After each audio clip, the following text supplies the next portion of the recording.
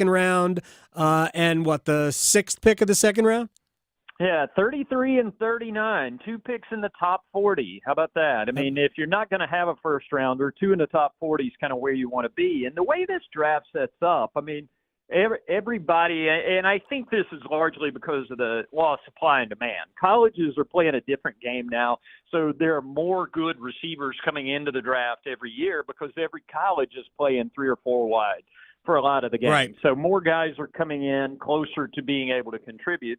And I just think that the guys who talk about these things all say this draft is particularly deep at receiver. So, again, I think, with everything they did in free agency, you check off a lot of boxes this time of year. They've checked off the guard box, the defensive end box by getting A'Shawn Robinson in there so people just can't run away from Derek Brown.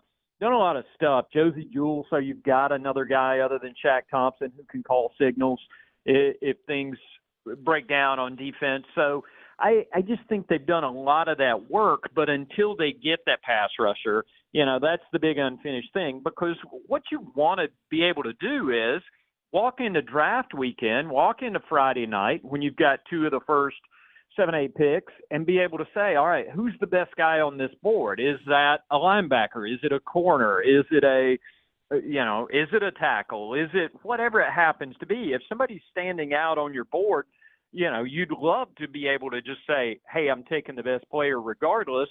Until they fill that need at outside linebacker, they're not necessarily in a position to go in cleanly like that. But I would expect between 33, 39, and 65 that one of those will almost certainly be a wide receiver. I mean, it just feels normal and natural. But beyond that, it could be anything. I mean, Cassidy Hill was up at NC State's Pro Day yesterday talking to Peyton Wilson, and he's like, I would love to be there. He's like everybody grew up idolizing Luke Kuechly. So, and really, don't we all idolize Luke Kuechly? Talk about handsome.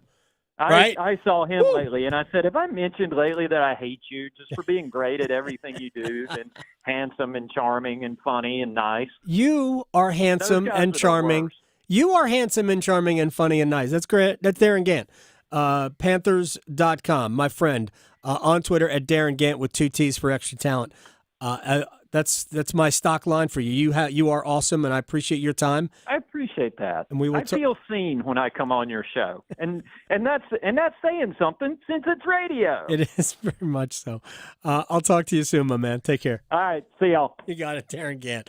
All right, we'll line them up and knock them down. One-timers are next.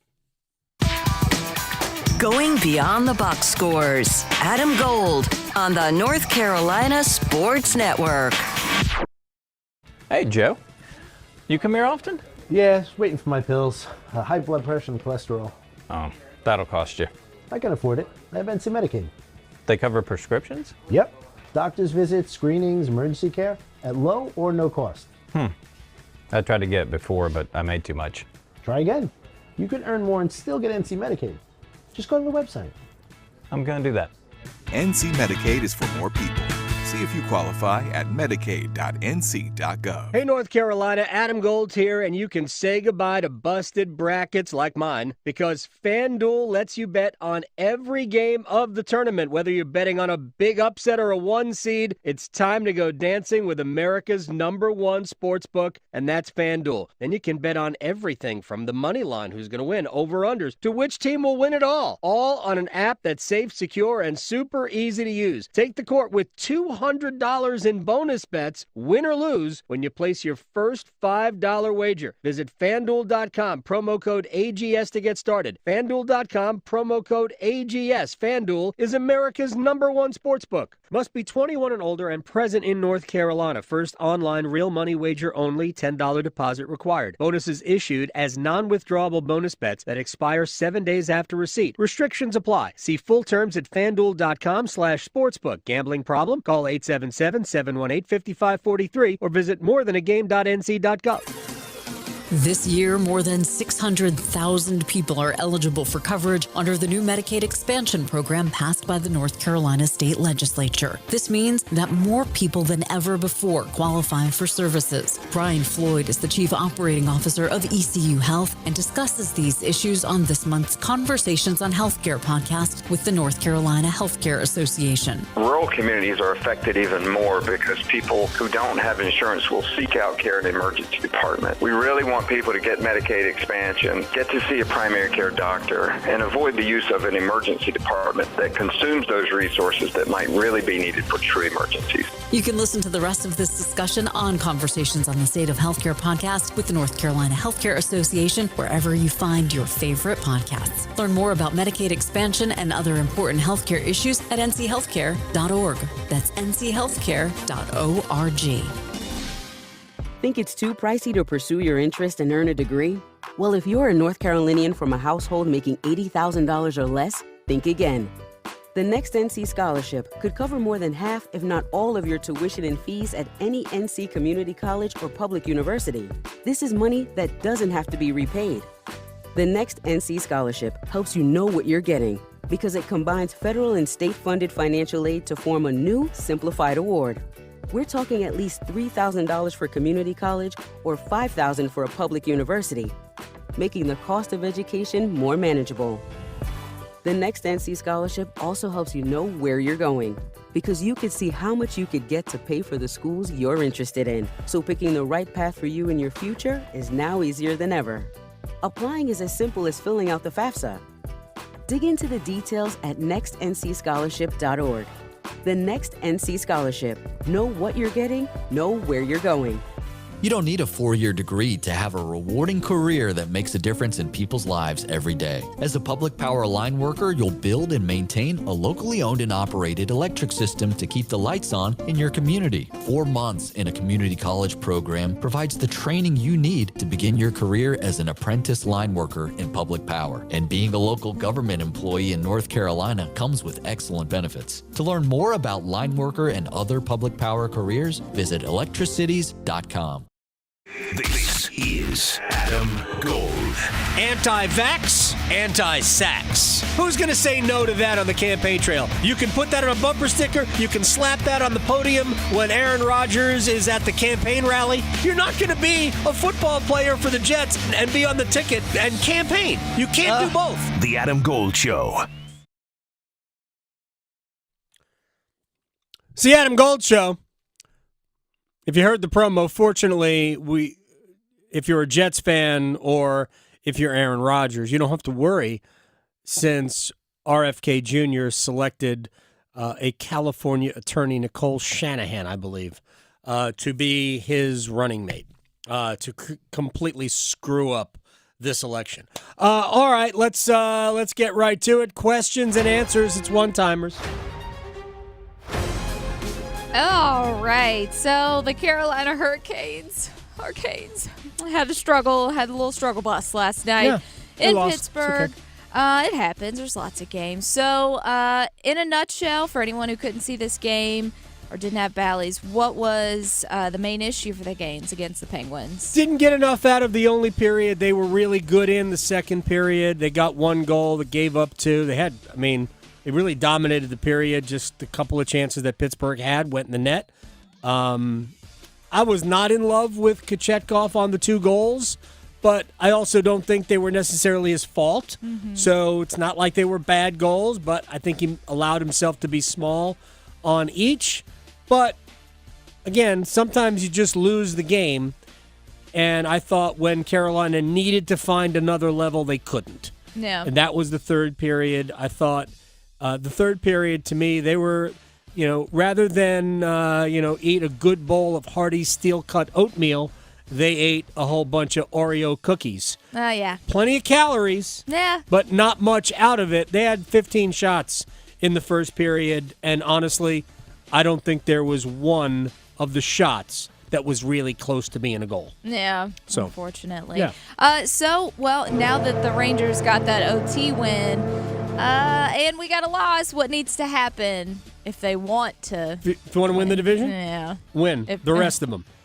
Hurricanes have 9 games left. It's going to take, unless the Rangers fall off, the Hurricanes are going to need about 114 points to win the division.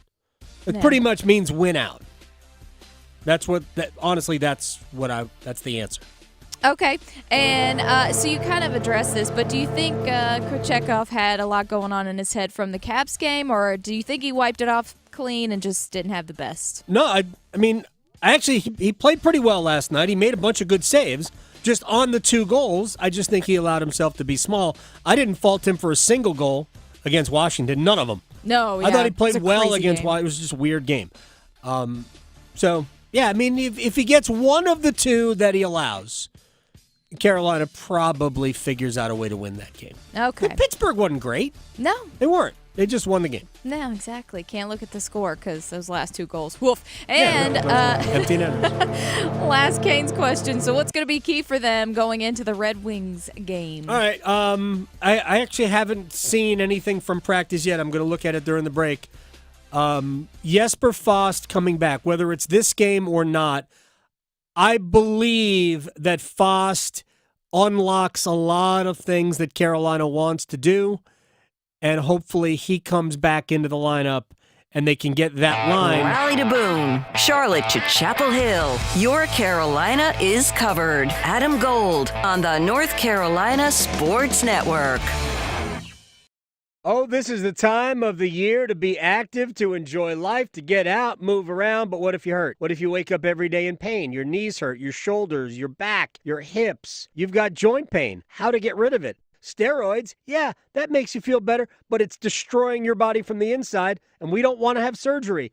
Enter my friends at QC Kinetics. Long way to get there, but QC Kinetics can give you your life back, and they can do it naturally. Natural biologics, the body heals itself just like the body was designed to work. It's supposed to heal itself.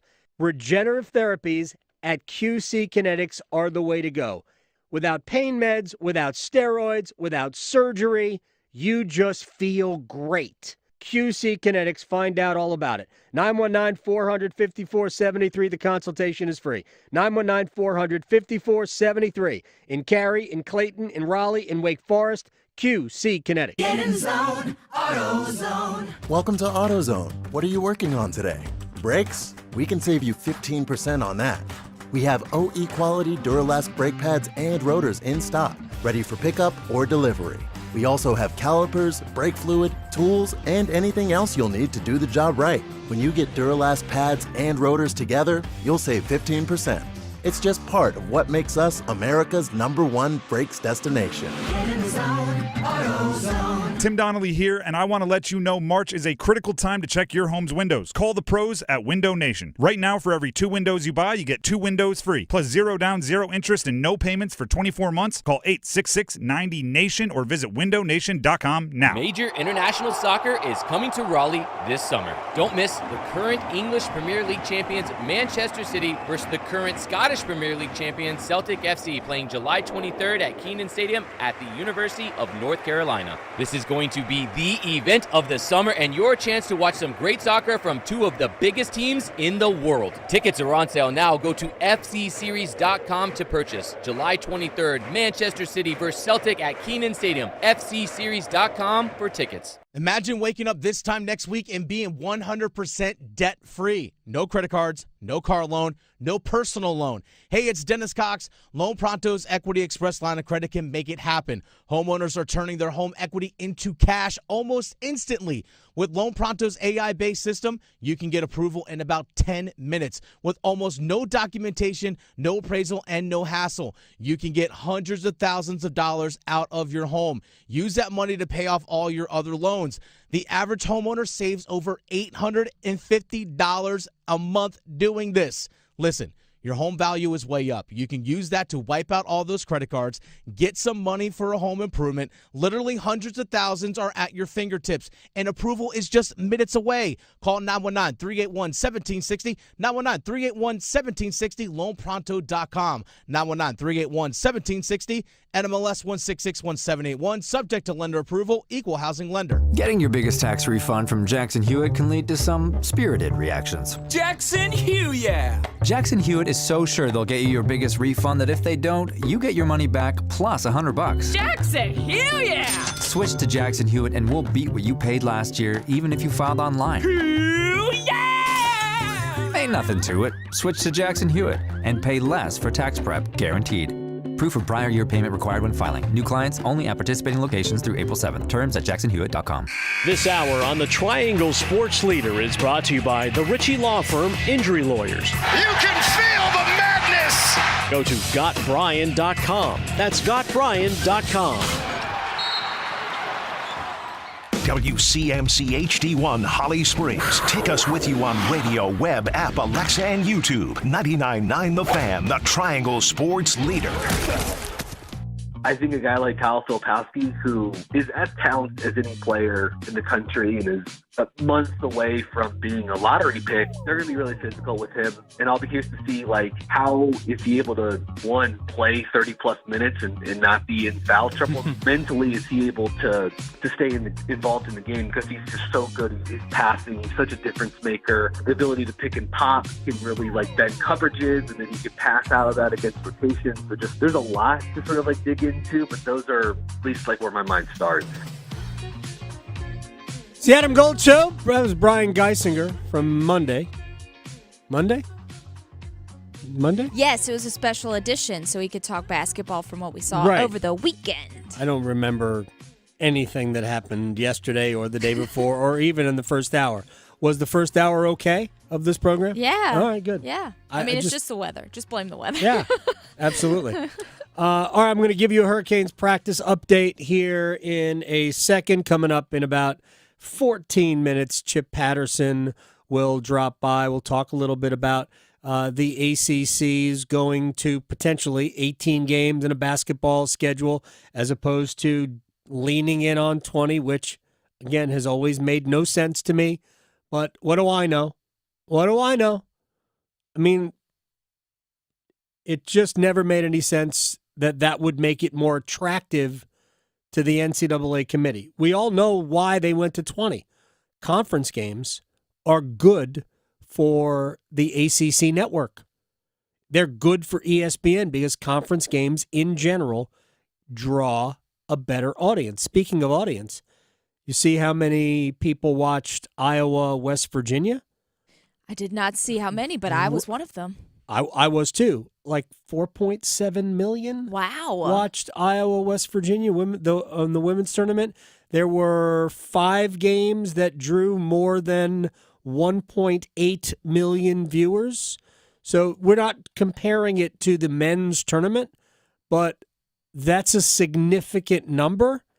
And if you're drawing that kind of an audience, it makes it more attractive to advertisers, which ultimately allows you to charge more to them and also allows the NCAA to get more money for those rights. Yes.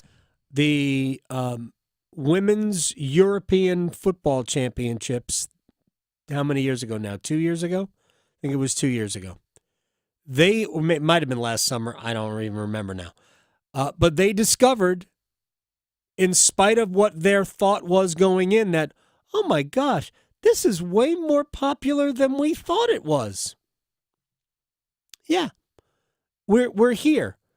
We're here at maybe it's the front door, but we're here at the explosion of women's sports. Does that translate to the WNBA? I don't know. I honestly can't tell you. And maybe women's college basketball will be way more interesting than women's professional basketball. But right now we've got the NWSL in women's soccer. You can watch them sometimes on CBS Sports Network. There are games on ESPN. We're getting a second league. A second professional league. The Women's Hockey League is starting to grow and draw people to games. And then the next step will be getting these games on television so people can experience it. I'm here for it. I am here for it. Real quick, I want to read a quick text from, not a text, a tweet. This is from, just say, Gregory. And I tweeted out yesterday or 2 days ago when we saw that state men and women are basically playing at the same time. And I just asked, what are we doing? Do these people talk to each other? And Gregory responds, they assume the audiences are drastically different, which they aren't. Elephant in the room is that sports fans are still the ones watching women's hoops, not parachute women watching for political reasons. The rise in women's basketball is because it's good. I agree. It is good. I agree with everything in there except not parachute women watching for political reasons. Now, maybe that's an assumption as to why the networks have treated women's sports as they have. But I don't believe that there's anybody investing time in watching games for political reasons. Like nobody.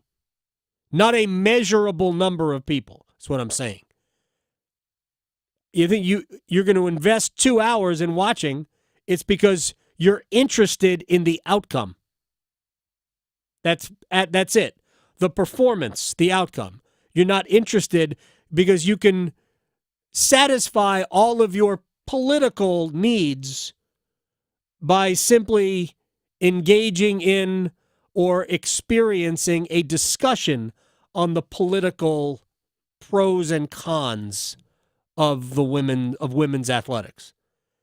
But as for watching it, nah, man, you're watching it because you're interested. Whether it's just the outcome of the game or you want to see a performance by a player, you are interested. And so I don't think it has anything to do with anything political in this. And we're going to get to Chip Patterson here in a second. He's going to join us just on the other side of the break. I have two things that I really wanted to get to that I hadn't really hit on just yet. The first is, so Shohei Ohtani's camp will not respond to questions. They're not going to provide any additional details to what they did yesterday or 2 days ago with the press conference. I think it was Monday afternoon is when they had the press conference, Ohtani's press conference, right? Was it Monday? I think it was Monday. And I think that's a wrong decision. But I think there's probably a reason for it. And the reason is probably anything said is going to raise more questions. And what they are hoping is that this will simply go away, which fair chance that it does, until whoever is going to do the investigative piece on this, well, let's just say, and I'm just spitballing here, I do not know that this is the case. Let's just say Don Van Natta from ESPN, who is about as good as you get in terms of investigative journalism in sports. Let's just say Don Van Natta decides, you know what? I'm going to dig into this. All of the non-statements, if he finds something nefarious here, and this doesn't mean necessarily that Shohei Ohtani was doing the gambling. It just means that Shohei Ohtani might have known that his buddy was doing the gambling and he was helping him out, which creates other issues. But they basically have just asked Ohtani's camp about the theft and what are you going to do about the theft? And they are not responding to that. Again, I said this yesterday. My two curiosities are, how did he have access to the account? And since the theft of $4.5 million is a felony, are you going to press charges? Otherwise, you're kind of just saying, it was cool. That's just a question I have about it. And also, yesterday, actually it's been going on for a couple of days, we've had a number of gambling issues. We already know that we've had players in the NFL suspended for certain periods of time because they were betting on their phones like we can all do now. Betting from team facilities, betting on, in some cases, betting on NFL football, which you can't do. So we now have an NBA player, Jonte Porter. No kidding. I'd never heard of him. I mean, I'm sure he's a good player, but I'd never heard of him. So he is being investigated right now for manipulating, his statistics to satisfy gamblers in prop bets. Charlie Baker, the president of the NCAA, wants prop bets removed from college games. Honestly, there's no difference between college games and pro games. All athletes are vulnerable to outside forces if they put themselves in position to being vulnerable, right? So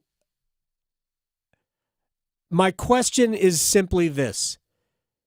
Are these legalized sports gambling issues, or are we just knowing more about this because right now that's the avenue that some people are using rather than what they always used to do, which is get involved with illegal gambling?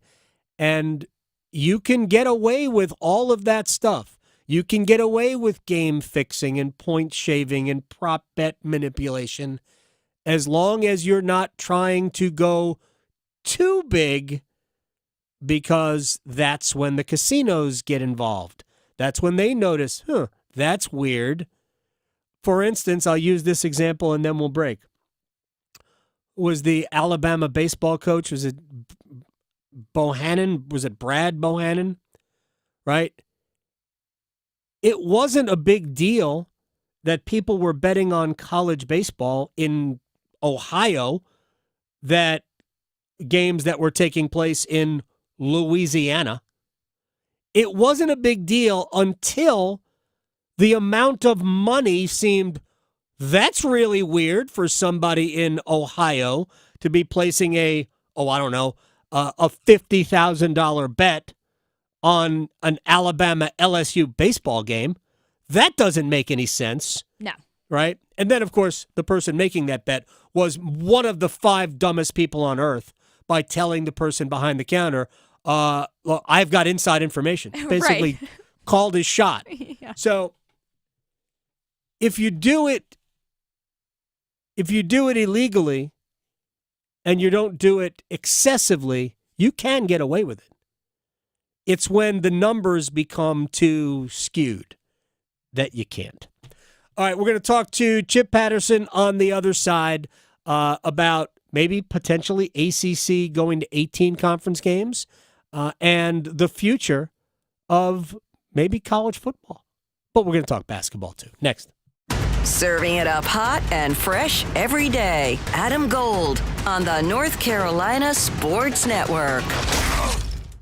Listen every afternoon for The Drive with Tim Donnelly. The Triangle needs to recognize, I hope everybody does, how amazing what is going on in the NCAA Tournament is for us.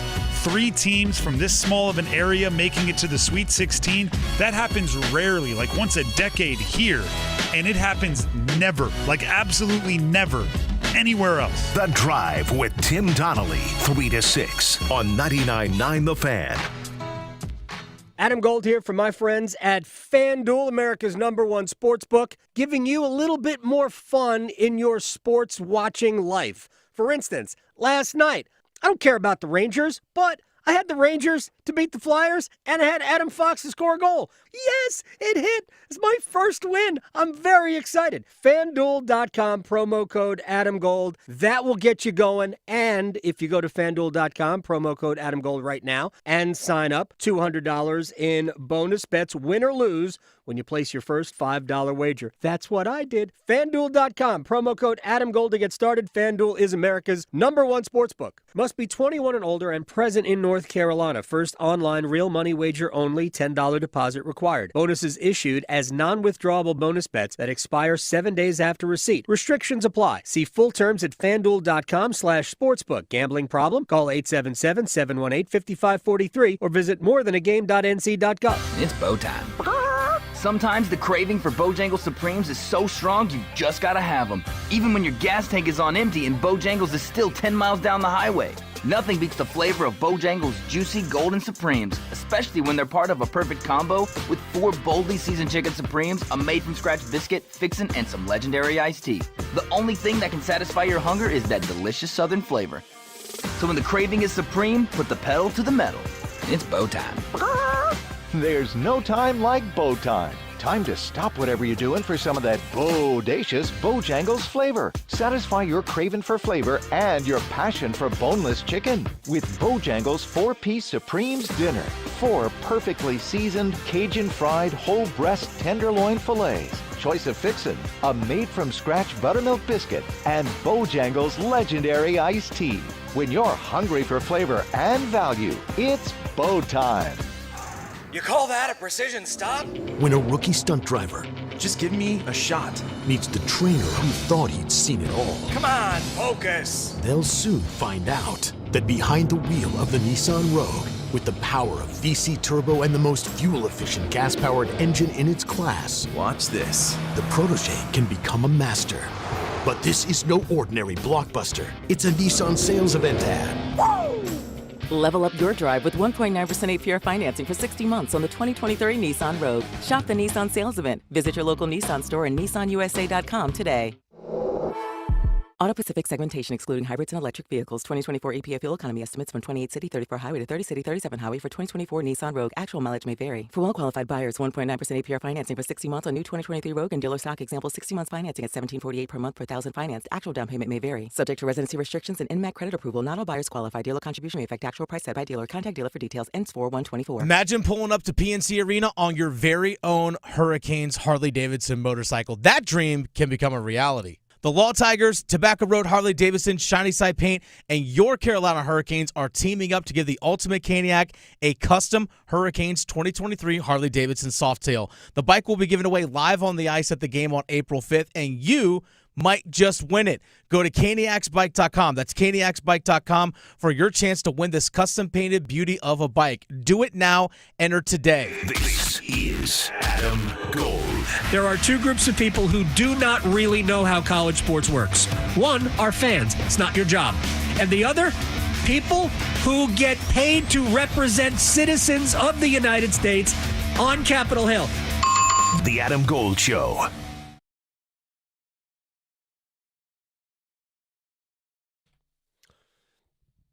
It's the Adam Gold Show. I am Adam Gold. Victoria producing the program. We're down to the Sweet 16 in the college basketball tournament. The brackets are behind us. And look at that. There's NC State. There's Duke. There's Clemson. There's North Carolina. All from the Atlantic Coast Conference. 25% of the Sweet 16 from the ACC. By the way, there's only 4 schools with teams in the Sweet 16 in both the men's and women's field. Duke, NC State are 2 of them. The stinky ACC. Yep, we suck. Chip Patterson doesn't suck. He joins us, as always, on a Wednesday to talk about, we're going to get some Chipolytics in here, and so I look forward to that. How are you, sir? Can I address that? I haven't gotten a chance to really weigh in on this, Okay. but I think that looking at the ACC success in the NCAA tournament, both this year and in previous years, does not mean that the selection committee screwed up. I think ACC basketball fundamentally works in a single elimination tournament. I think that I've heard coaches talk about the style of ACC basketball, and I think it is more favorable. 2 things. I think number one is it is more favorable to bucket getters. I think that I've heard coaches talk about ACC basketball as being a little bit more free flowing. You don't have as many Except Virginia. Except for Virginia, Yeah. clearly. But you don't have, well, that comes to point 2 in a second. you don't have as much of the Big East, Big 12, knockdown, drag out, decided in the 50s, just street fights. I mean, just the brand of basketball in general in the ACC is not as physical. It is a more up and down game. And the NCAA tournament is not as physical as your regular season Tuesday night in the Big 12 or the Big East. It is, if it's a tight whistle, then your season could be on the line. I mean, it's just the game is officiated differently. And I think that the ACC playing a little bit more of a free-flowing game works for the NCAA tournament. The second thing is that the ACC, across its entire basketball conference, has tons of different styles.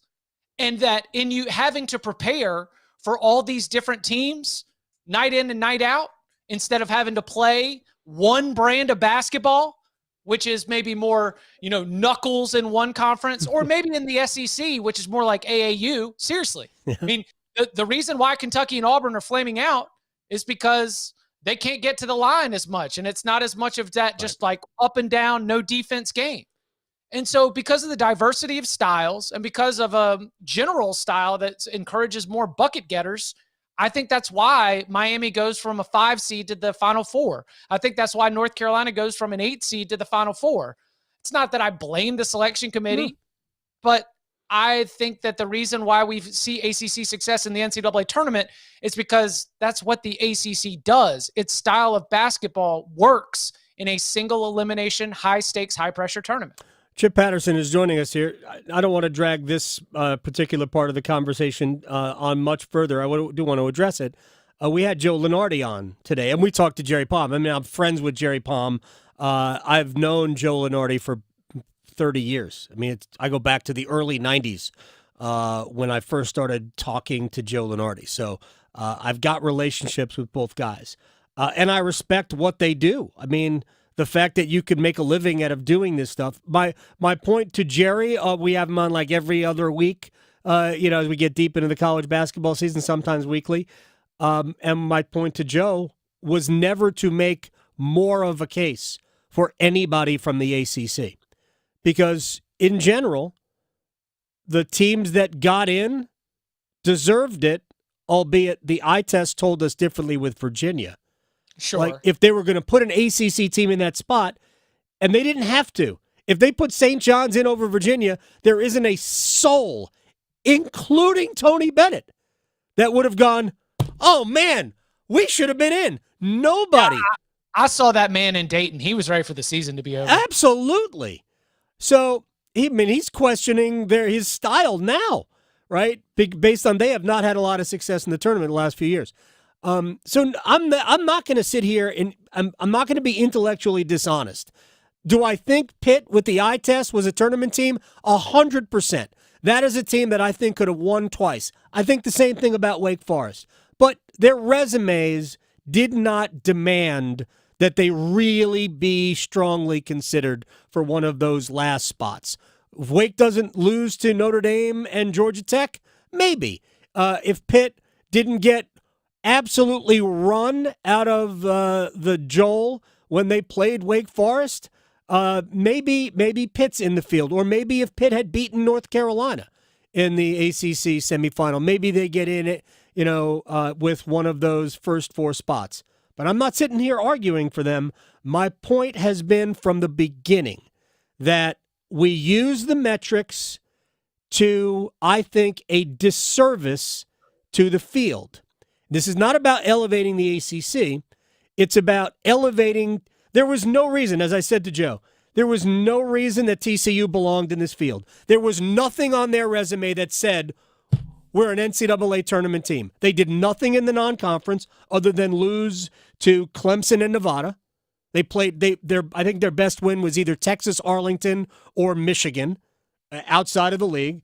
Right. And Texas Tech did nothing in the non-conference other than lose to Villanova and Butler, neither of whom made the field. But because they had good records inside their, not even great records, good records inside a conference that was propped up by the metrics, they looked better than they were. No, I don't know. We're not, you're right. We don't need to go down this. The Texas Tech beat teams that are good. I'm not arguing that. So did Wake and so did Pitt. Right. But I just, But the metrics of the teams that Wake and Pitt beat were not as good as the metrics which were elevated. BYU didn't do a damn thing outside the league. Their best win was it Utah? I don't know who BYU's best. State, right? That's their best win. So, but they're elevated. BYU was a top 15 net team, and that's how we group teams. Nobody can convince me. I want to talk about football. Actually, I want to talk about a lot of other things. I want to get your Tripletics on the Sweet 16. My point was that the ACC, like, we can't work in reverse. But I'm not doing that. I am not arguing for the ACC. I am simply arguing that the Big 12 completely elevated itself, whether it was strategy or not. We have to be able to look and say, why is this team? It's kind of odd that this team is thought to be the eighth best team in the country when they never were. And I'm talking about BYU here because they were in the top 10 for most of the season in the net, and they didn't drop that. Anyway, I'm done. But that was my point. My point is I'm not an idiot. There was no ACC teams that, other than the ones that got in, that deserved to be in based on what they accomplished. Zero. Mm-hmm. No other teams. I have no problem with the number of teams that got in. I mean, Virginia shouldn't have been there, and I wouldn't have cried if, they gave it to St. John's or Seton Hall or Providence. I don't know. What I think is interesting is I think I want to investigate why is there a higher percentage of teams that advance to the Sweet 16 versus teams that get bids in the ACC than anywhere else. And to me, that comes down to playing style and the makeup of the conference. That you can do, you face about the same thing. Or the teams are better than we think.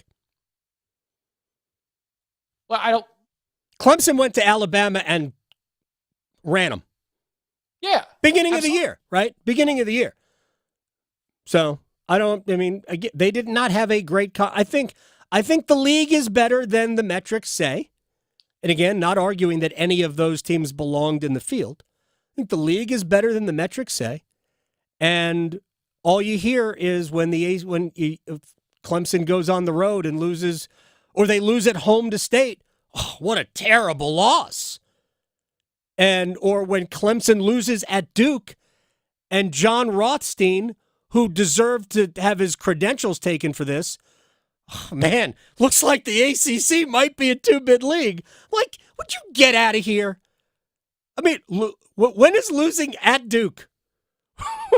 I mean, unless we're talking about 1996, all right? When is losing at Duke like a devastating thing? Anyway, can we move on? I mean, it's so funny. As I've told you before, I wouldn't dare step on Jerry Palm's toes. I love Jerry. Bracketology is his world. Yeah.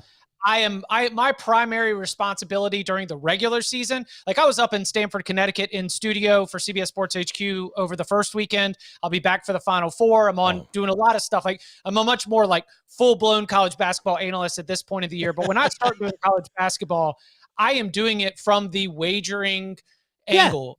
Do you know what I don't look at? Conference standings. You know what I don't look at?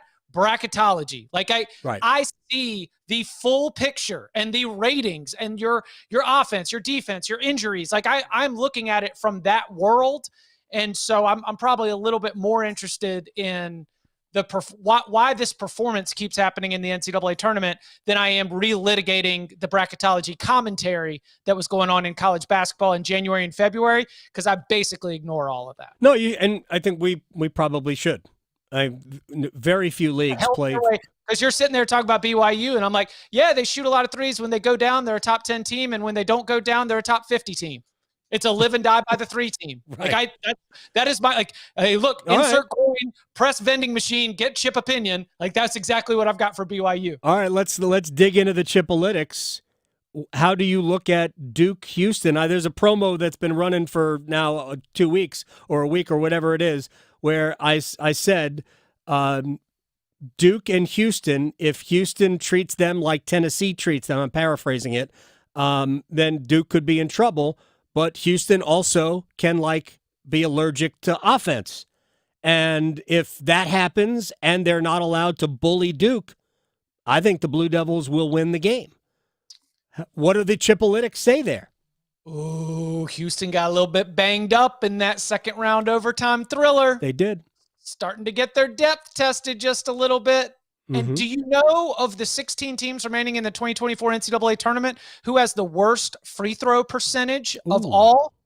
Is it Duke? Because Duke's not great at the line either. No, that would be the Houston Cougars. Ouch. And do you know among the teams that are left in the NCAA tournament who is, I believe, last in offensive efficiency of teams that are left in the NCAA tournament? Would that be the Houston Cougars? No, they're not. They're 14th. But okay. low on the totem pole. You're right. I think that we've got a situation where the same way that Texas A&M forced Houston to play a game it did not want to play, Duke can do that, and Duke has better scores, and better scores by an exponential margin. There is not a lot of defense that can withstand Jared McCain on a heater. I am not expecting Jared McCain to hit 8 3-pointers. Yes. But Jared McCain hits 4 or 5, and if they're timely, things could become problematic. That's what I said earlier. Yeah. Wildly impressed with the Duke Blue Devils. Like in general, like I had a story that ran on Monday morning, re-ranking, reseeding the Sweet 16 based on what we saw. And I was down on Tennessee. I was down on Marquette. I was much higher on Purdue, and I was much higher on Duke. Like those are teams that I think if you're going to, obviously UConn, I mean, come on. But like outside of UConn, like when you want to start shuffling and you're trying to figure out who did enough to make a statement, I think the Duke Blue Devils are one of those top 3 teams that you got to say you're feeling a little bit better about their form right now, especially from where they were coming off regular season finale loss to North Carolina at home, NC State loss, 1 and done. Duke's not my pick to win it all from here, but can they beat Houston? Can they get to the Final Four? 100%. Yeah, I actually, when I filled out my bracket, and I tweeted it out, so it's all out there in the ether. I'm not lying about this. When I filled out my bracket, I'm like, do I really want Duke in the championship game? But that's what I've got. I had Duke beating Creighton in one Final Four game, and Carolina beating UConn, which probably not going to happen. UConn is. What, you want Carolina against Duke in your championship game? I do. Yes. I have Carolina winning. Somebody wants to rip a hole in the space-time continuum. We barely survived a semifinal. We barely survived. Wait a second. We absolutely survived the semi, which was my point all along. It's not going to end the rivalry, and this won't end the rivalry either. Actually, we all know Texas playing Texas A&M for a football national championship would rip a hole in the space-time continuum. We wouldn't be able to handle it. Sun gets bigger, we all get swallowed. I know. But yeah, the draw looked to me, and if we get to, we're going to see Duke Houston. If Duke can survive, whether it's the physical play that's allowed or they get a break and the physical play is not allowed, the bullying is not allowed, then yeah, I think Duke will win that game. Real quick, you said you were down on Marquette. I love the way the Wolfpack have been playing. I actually wish this game was played yesterday and not Friday. I'd love to see the Wolfpack continuing to play on a regular basis, and the fact that they have to go all the way till Friday to play, I don't think works in their favor. But what do you like? I mean, Marquette's got multiple guys and multiple big guys that can play, that can shoot, which I think is going to be a little bit of a problem. So Oso Ighodaro is the name to know. The 6'11" big man is like a versatile guy. He can step out, but that's not really his thing. He is more of a traditional big, and he had a matchup in the Colorado game in the second round against a guy named Eddie Lampkin. Now, Eddie Lampkin is not as big as DJ Burns, but I was wondering at the time whether or not that Ighodaro-Lampkin matchup was going to make things difficult for Colorado. And you know what? It wasn't. Lampkin was still a force inside, had a couple putback buckets, had a couple post-ups that resulted in baskets, and he was not played off the floor whatsoever. Cody Williams, KJ Simpson. I think if that game, the Colorado Marquette game, had gone 5 more minutes, I think Colorado could have won.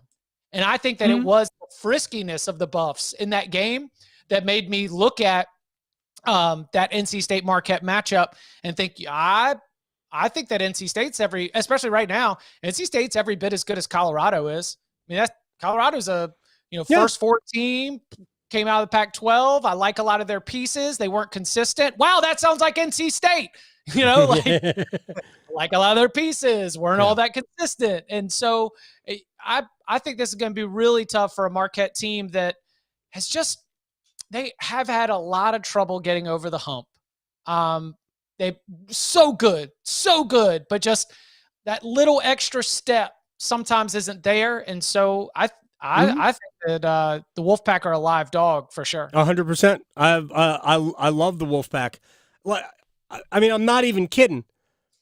I will not at all be surprised if we've got 2 all-ACC regional finals. I will not be shocked. I would be shocked if Clemson beats Arizona. Oh, I won't. I think Arizona can beat themselves. I do. I think they can beat themselves. But, I mean, that to me is the least likely of the wins. But I won't be shocked if that happens.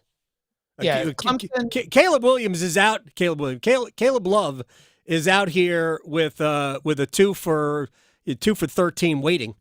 We know that. But if he gets to Carolina, that's going to be hell. So I think that Arizona had to win in different ways in the second round, and that was a good thing for Arizona because Clemson will do something similar. I always thought that Arizona was a sunny day sailor. When they can overwhelm you with pace, when they can overwhelm you with their 7-footers, then they're just really tough to stop. But if you can punch them in the face, then all of a sudden everything got discombobulated. That's how you end up losing to USC, a team that didn't even sniff the tournament at all. I think that Arizona having to win in different ways. They've got Keyshawn Johnson, who comes over from San Diego State. That's a guy who started in a national championship game last year. Caleb Love, as we know. They have added some pieces through the portal to this year's team. Jaden Bradley from Alabama, that's another one. I think that we saw Johnson, we saw Bradley, we saw players not named Caleb Love or Omar Ballo step up in that second-round win for the Wildcats. So I think their form is pretty sharp. I think Arizona's in the Elite Eight. I think they will play North Carolina in the Elite Eight. That'll be so much fun. And then I've got North Carolina winning that game. All right, real quick. And this is back to, we didn't talk about they're going to beat Alabama. I'm not positive because I'm not positive about anything. But as long as North Carolina brings their defense with them, I think North Carolina wins that game. And they cover for those people who do care. Let me just ask you about this, because I know you guys have talked about it on the Cover 3 podcast, and Chip Patterson joins us every Wednesday. The Cover 3, I listen to it all the time. I'm curious as to do you guys, the 4 of you, and I know Bud's an attorney as well. Bud Elliott is part of the Cover 3 podcast group of 4, Super Friends. Pardon. Is there any sense that either Florida State or Clemson's lawsuits really have merit? Oh, we're divided now. With today's episode. Did you address it on today's episode? Oh, somebody popped off with a little side comment, and I didn't let it go. It was the conversation was about Troy Dannon left Washington to take the Nebraska athletic director job. This actually might be a good. And at his introductory press conference, he didn't say it as explicitly, but one thing he alluded to is that the financials are about to change. Yes. Washington is joining the Big Ten, but Washington is joining the Big Ten at a discounted rate. Mm-hmm. Did Troy Dannon run the numbers and say, we're not going to be able to take this? I think it was, I forgot which athletic director said it, but the estimation is that it's a $20 million payroll. That you need to set aside $20 million of your athletic department budget to be prepared to compensate your football roster as employees. And those numbers and that game, but somebody, I'll let you listen to it, argued is like, and maybe that's why Florida State and Clemson are looking to get out, this, that, or the other. To which I pushed back on a few other things, including the idea that, it's going to all work out.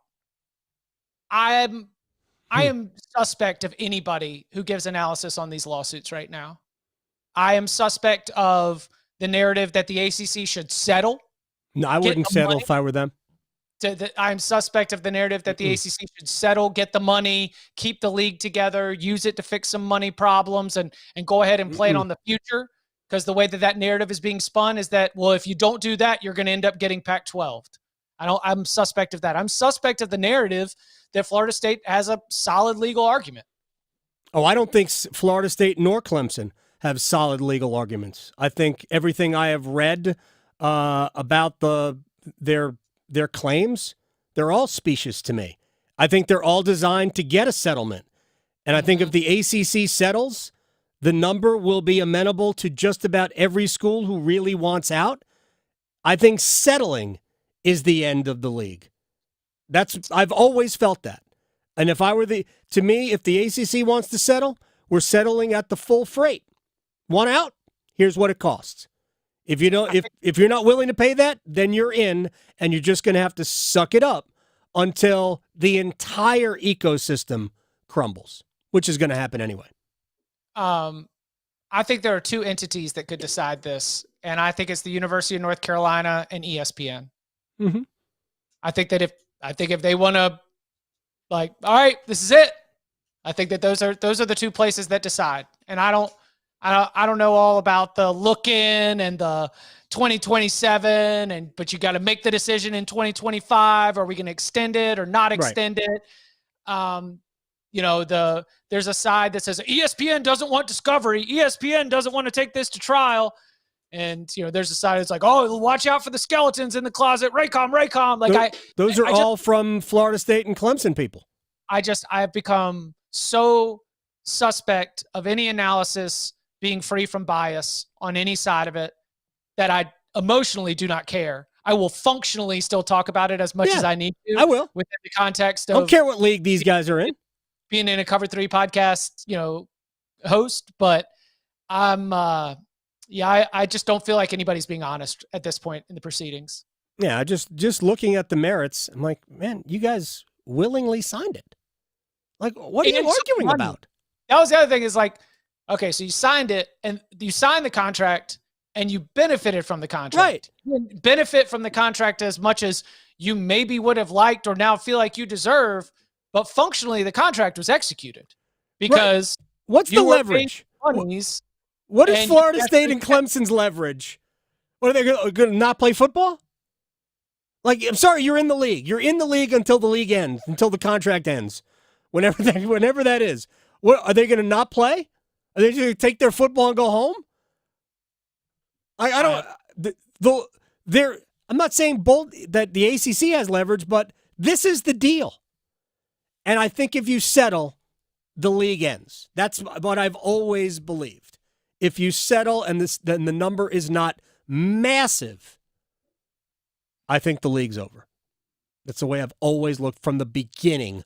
That's the way I looked at it. When Florida State brought the lawsuit, or ACC sued first, I know, but when Florida State sued the league, that was my position then. It is my position now. It doesn't matter. The ACC can't settle. And I don't think it matters where they go to court. I really don't. I'm not ready to go that far because I haven't thought about this the same way the entire time. And that's why I'm distrusting of everyone, and I just don't care. I don't know, man. Like I was saying about the college basketball, I don't look at the sport that way right now. And I understand there's a lot of fans who really, really care about it and, feel very saddened by sort of where we are in this whole process. But I think that there's a lot of tough decisions to be made across the ACC, and there's a lot of panicky schools that could do just as much damage as Florida State and Clemson. You get Florida State, get Clemson, get one or two others. You get one or two others. I mean, if the entire league sued, if every school in the league sued the ACC, that would be a problem. Then I don't know. I know. You just talked me into that. That's the way you blow it up if everybody is suing the league. And then Right. Jim Phillips just takes buyout fees from everybody, and he goes and buys, Crete, somewhere in the Mediterranean, just owns the whole island. And like back to the Pac-12 part of this, presidents got on a call thinking they were about to agree to a deal. Right. That's right. With Apple, that was a real thing that was about to happen. University presidents logged into a Zoom and were like, okay, we've reviewed everything. We're going to do it. Hey, just got an update. Oregon and Washington aren't joining the Zoom. Oh, they're not joining the Zoom? Why? Are they having internet problems? No, they're actually joining the Big Ten. And that's how quickly these things might change. Right. So I don't know. Anything is possible. Chip Patterson is the best, man. Fastest segment in radio. All right, my man. I'll talk to you next week. Sounds good. Y'all be well. Chip is the best. We hit how many? We had 3 different topics there. We had 3 different things as like 3 segments of a show. We can break that up and do an entire hour, just me and Chip, going at it over all sorts of things. All right, we got to stretch. We got to place bets. We got to do all of that. I finally won one. Next. Raleigh to Boone, Charlotte to Chapel Hill. Your Carolina is covered. Adam Gold on the North Carolina Sports Network. Hey, North Carolina, Adam Gold's here, and you can say goodbye to busted brackets like mine because FanDuel lets you bet on every game of the tournament. Whether you're betting on a big upset or a 1 seed, it's time to go dancing with America's #1 sportsbook, and that's FanDuel. Then you can bet on everything from the money line, who's going to win, over-unders, to which team will win it all on an app that's safe, secure, and super easy to use. Take the court with $200 in bonus bets, win or lose, when you place your first $5 wager. Visit FanDuel.com, promo code AGS to get started. FanDuel.com, promo code AGS. FanDuel is America's #1 sportsbook. Must be 21 and older and present in North Carolina. First online real money wager only. $10 deposit required. Bonuses issued as non-withdrawable bonus bets that expire 7 days after receipt. Restrictions apply. See full terms at FanDuel.com/sportsbook. Gambling problem? Call 877-718-5543 or visit morethanagame.nc.gov. The Body Armor State Games are coming to Charlotte this June. Registration is open to athletes of all ages and skill levels in 25 different sports. The Body Armor State Games features 13,000 athletes and 700 teams. Don't miss out on North Carolina's largest sports festival of the year. Visit bodyarmorstategames.org today. The Body Armor State Games are proud to partner with Truist, Harris Teeter, and Blue Cross and Blue Shield of North Carolina.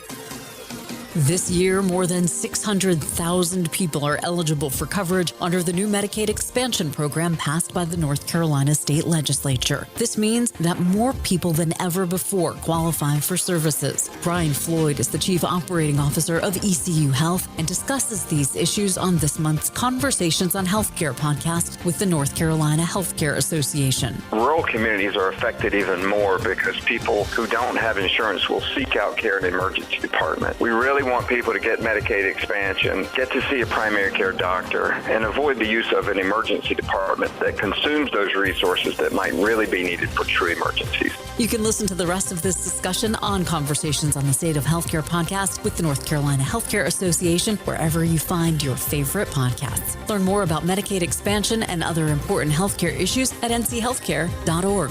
That's nchealthcare.org.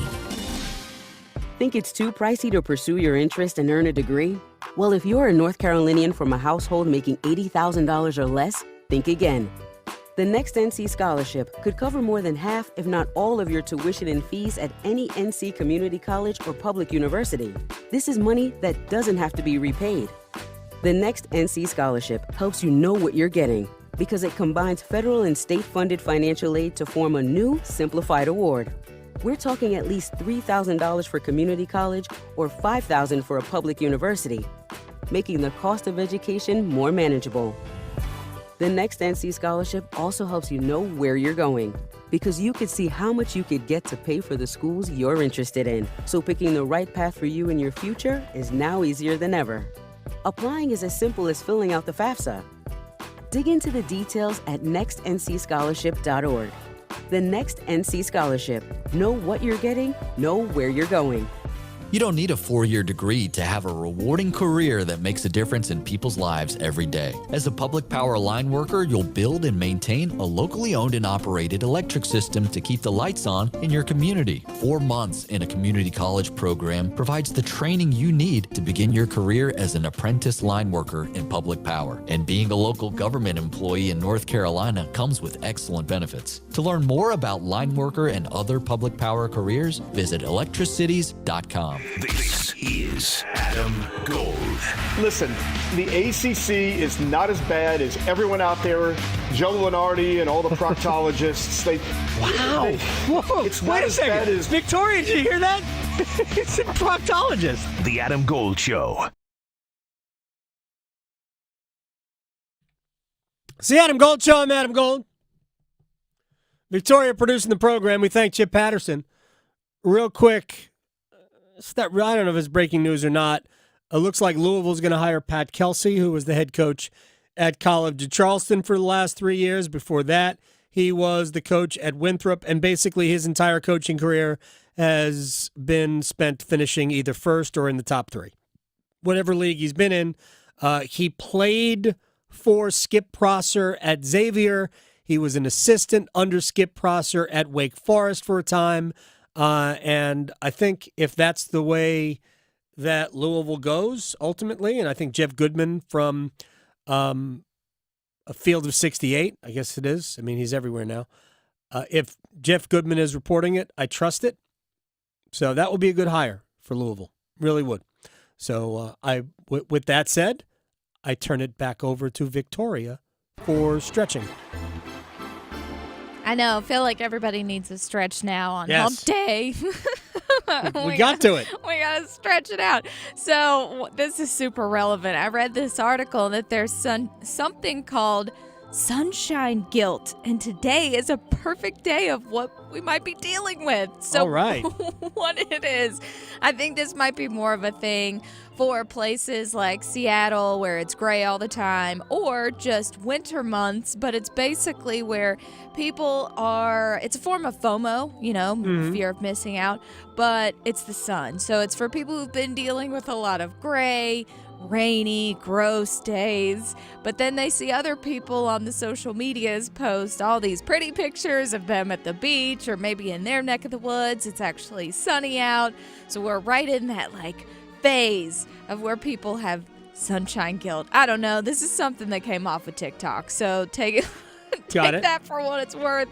But yeah, just don't let that happen. In our area, all you got to do is wait a day or two, and then the sunshine's going to be out, and it's going to feel like summer in a week. So it'll be fine. But yeah, just enjoy the slum day today. I think today's a perfect day to be lazy. Absolutely. Use it as an excuse anyway. So just enjoy it, and then the sun will shine tomorrow. Okay. What does this say? Annie? Like Annie? I know. Is that I what threw we're that doing out here? there for that. Yeah. I threw that out there for the Annie fans. I mean, I'm bald. I'm like Daddy Warbucks. Only without the bankroll. Right. Yeah. Oh, man, that's the best part. So, Yeah, it is. Speaking of sunny, or maybe I should just say yellow, Trader Joe's is in kind of a little bit of a predicament here lately. People are real mad. So what they're doing is their bananas. I guess people would go to Trader Joe's and buy single bananas. I don't know if I've ever bought a single banana in my life. No, I've never. It's weird. know. That's a thing. But Trader Joe's, because everything else in this world's expensive and going up, marked their bananas up 20%. So it used to be 19 cents a piece.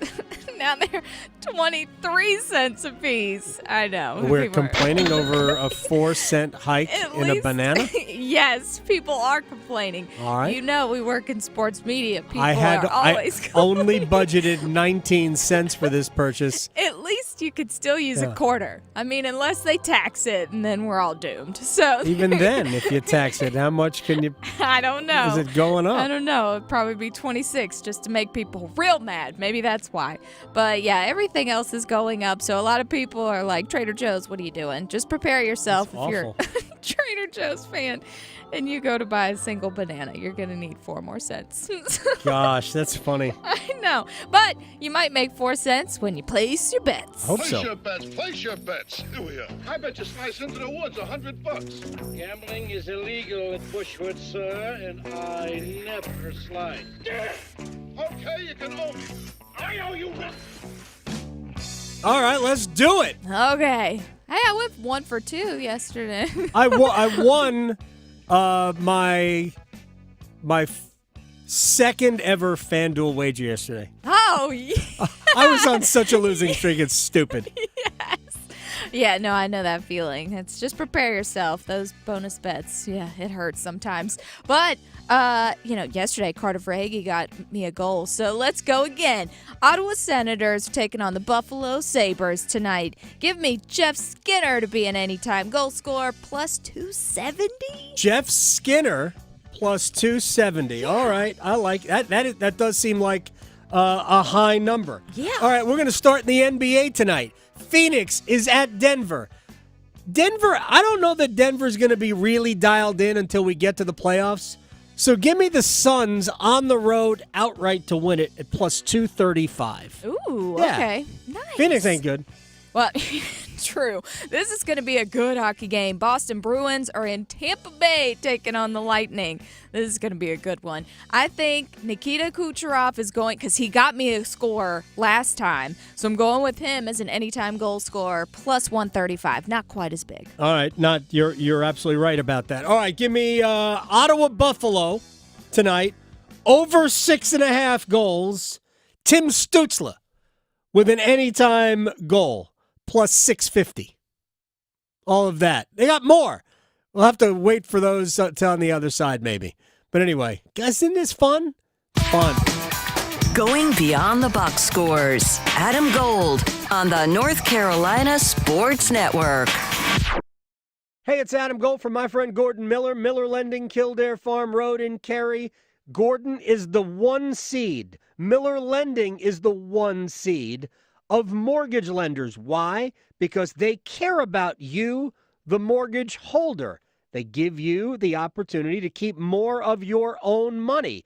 So we don't have to worry that we've struck a bad deal by paying closing costs, and now the rates are coming down a full point, which means you could save a whole bunch of money on your monthly payment, except you just wasted money in closing costs if you went to somebody else. Don't go to somebody else. Go to Miller Lending on Kildare Farm Road in Cary.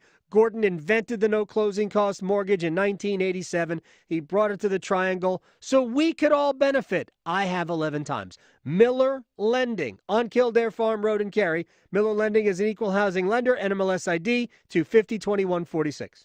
The moment we've been waiting for has arrived. Download the Caesars Sportsbook app today using code NEWNC. Then place your first bet of $10 or more, and win or lose, you'll receive $250 in bonus bets. Open to new users in North Carolina who are 21 or older. Terms and conditions apply. See Caesars.com/promos or the promos tab in the app for full terms. Gambling problem? Call 1-877-718-5543 or visit morethanagamenc.gov. Tribal Casino Gaming Enterprise is a licensed operator by the North Carolina State Lottery Commission. It's bow time. Sometimes the craving for Bojangles Supremes is so strong you just gotta have them. Even when your gas tank is on empty and Bojangles is still 10 miles down the highway. Nothing beats the flavor of Bojangles' juicy golden Supremes, especially when they're part of a perfect combo with 4 boldly seasoned chicken Supremes, a made-from-scratch biscuit, fixin', and some legendary iced tea. The only thing that can satisfy your hunger is that delicious southern flavor. So when the craving is supreme, put the pedal to the metal. It's bow time. There's no time like bow time. Time to stop whatever you're doing for some of that bodacious Bojangles flavor. Satisfy your craving for flavor and your passion for boneless chicken with Bojangles 4-piece Supremes dinner. 4 perfectly seasoned Cajun fried whole breast tenderloin fillets. Choice of fixin', a made-from-scratch buttermilk biscuit, and Bojangles legendary iced tea. When you're hungry for flavor and value, it's bow time. Serta Pro Painters knows how important your home is to you. That's why they're focused on helping you bring a fresh color to your home. And you know you can trust Serta Pro Painters to get the job done right, even in those hard-to-reach places. I'm Adam Gold. I had them do my house one time, and we have vaulted ceilings. They did it all. And each Serta Pro Painters business is independently owned and operated. In other words, they live right here in our community. You can schedule your free estimate online at CertaPro.com. That's Serta with a C. Choose happy. Choose Serta Pro Painters.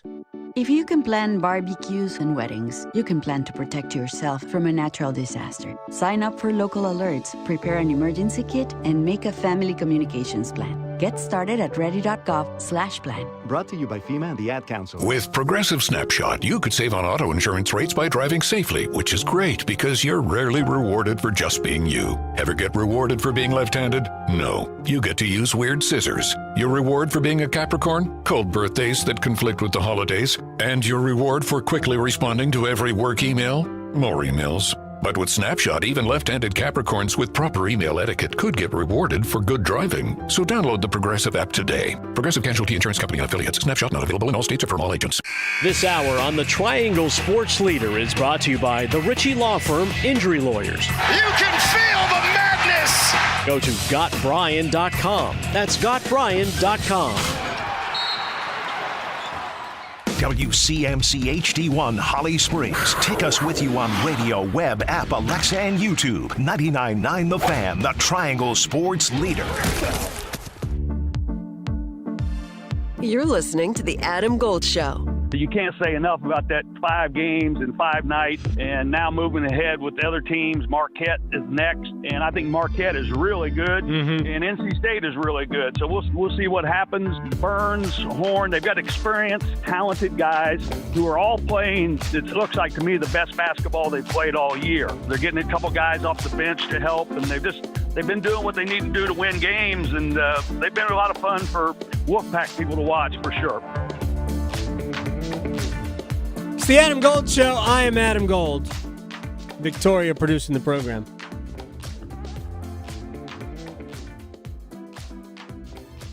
I think already we have had fun today. Conversation with Joe Lenardi.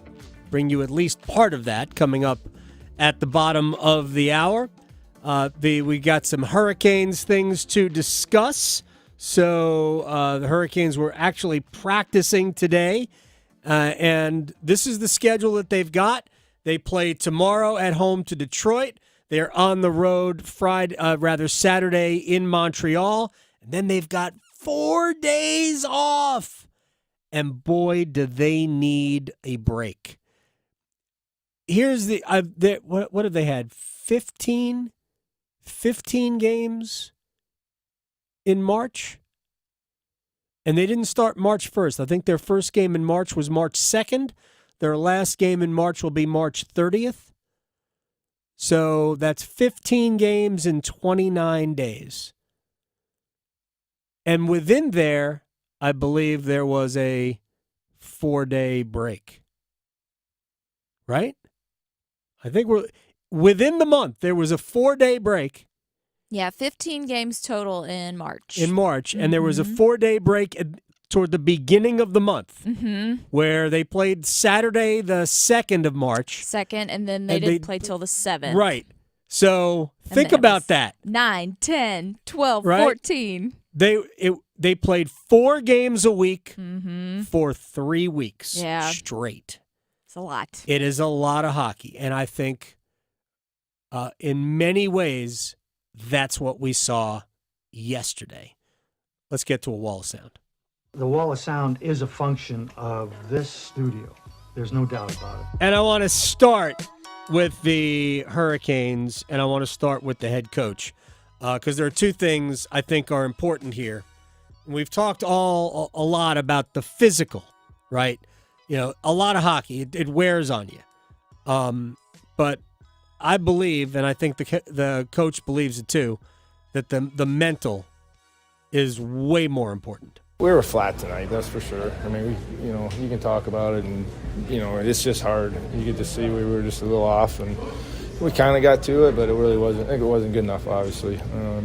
Not that I don't know that they did anything special. They got the lead, and they were able to keep it. And we didn't do enough early, in my opinion. They're no good in the first period. I didn't think either team was great in the first period. Carolina was dominant in the second period and trailed 2-1. Hockey, dumb. And the third period, Carolina had the puck. And the analogy I used before is they could have eaten something really healthy. They could have, fueled their body. Steel-cut oatmeal, fresh berries, right? Wheaties, right. And instead, they Oreos, chose a Snickers, cookies, yeah. right. Not going anywhere for whatever.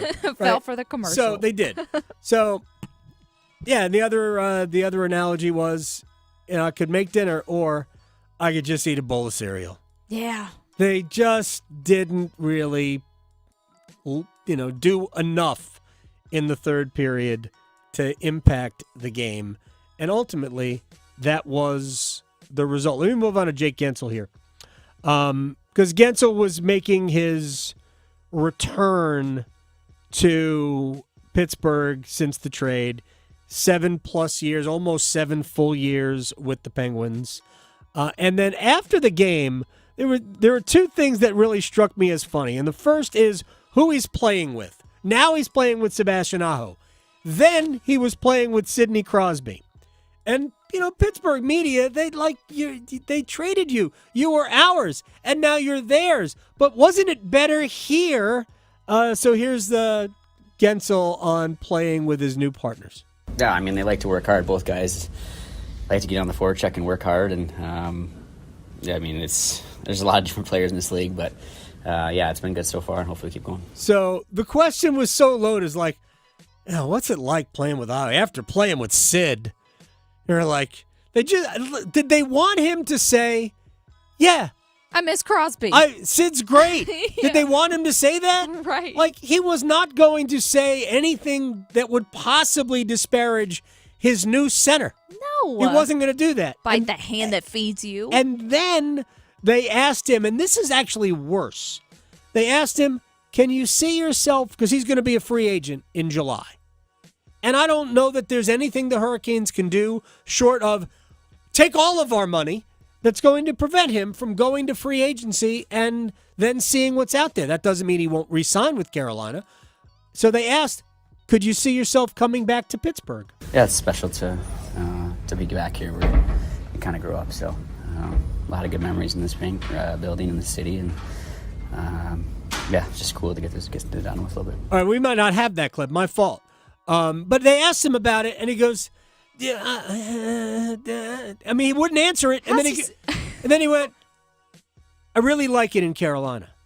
Good answer. So, look, and I don't want Hurricanes fans to think that means he's coming back. Yeah. But that's such an awful thing to say. It is. Like, wait a second. First, this is not the time. Secondly, there's no good answer he can give you. No, and he's been here for 2 seconds. So what was he going to say?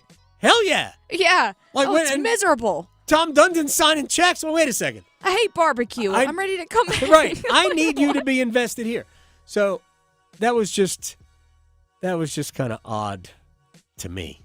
Just a little bit odd. Yeah, it is. All right. Something happened today. We haven't talked about it yet. Well, maybe we'll talk about it tomorrow. A new mock draft from ESPN. Now, these things don't matter, right? They do not matter.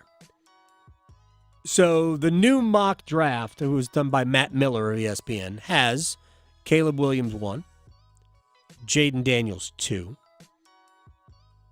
Drake May 3, but not to New England, a trade with Minnesota. Minnesota trading up to number 3 to get Drake May.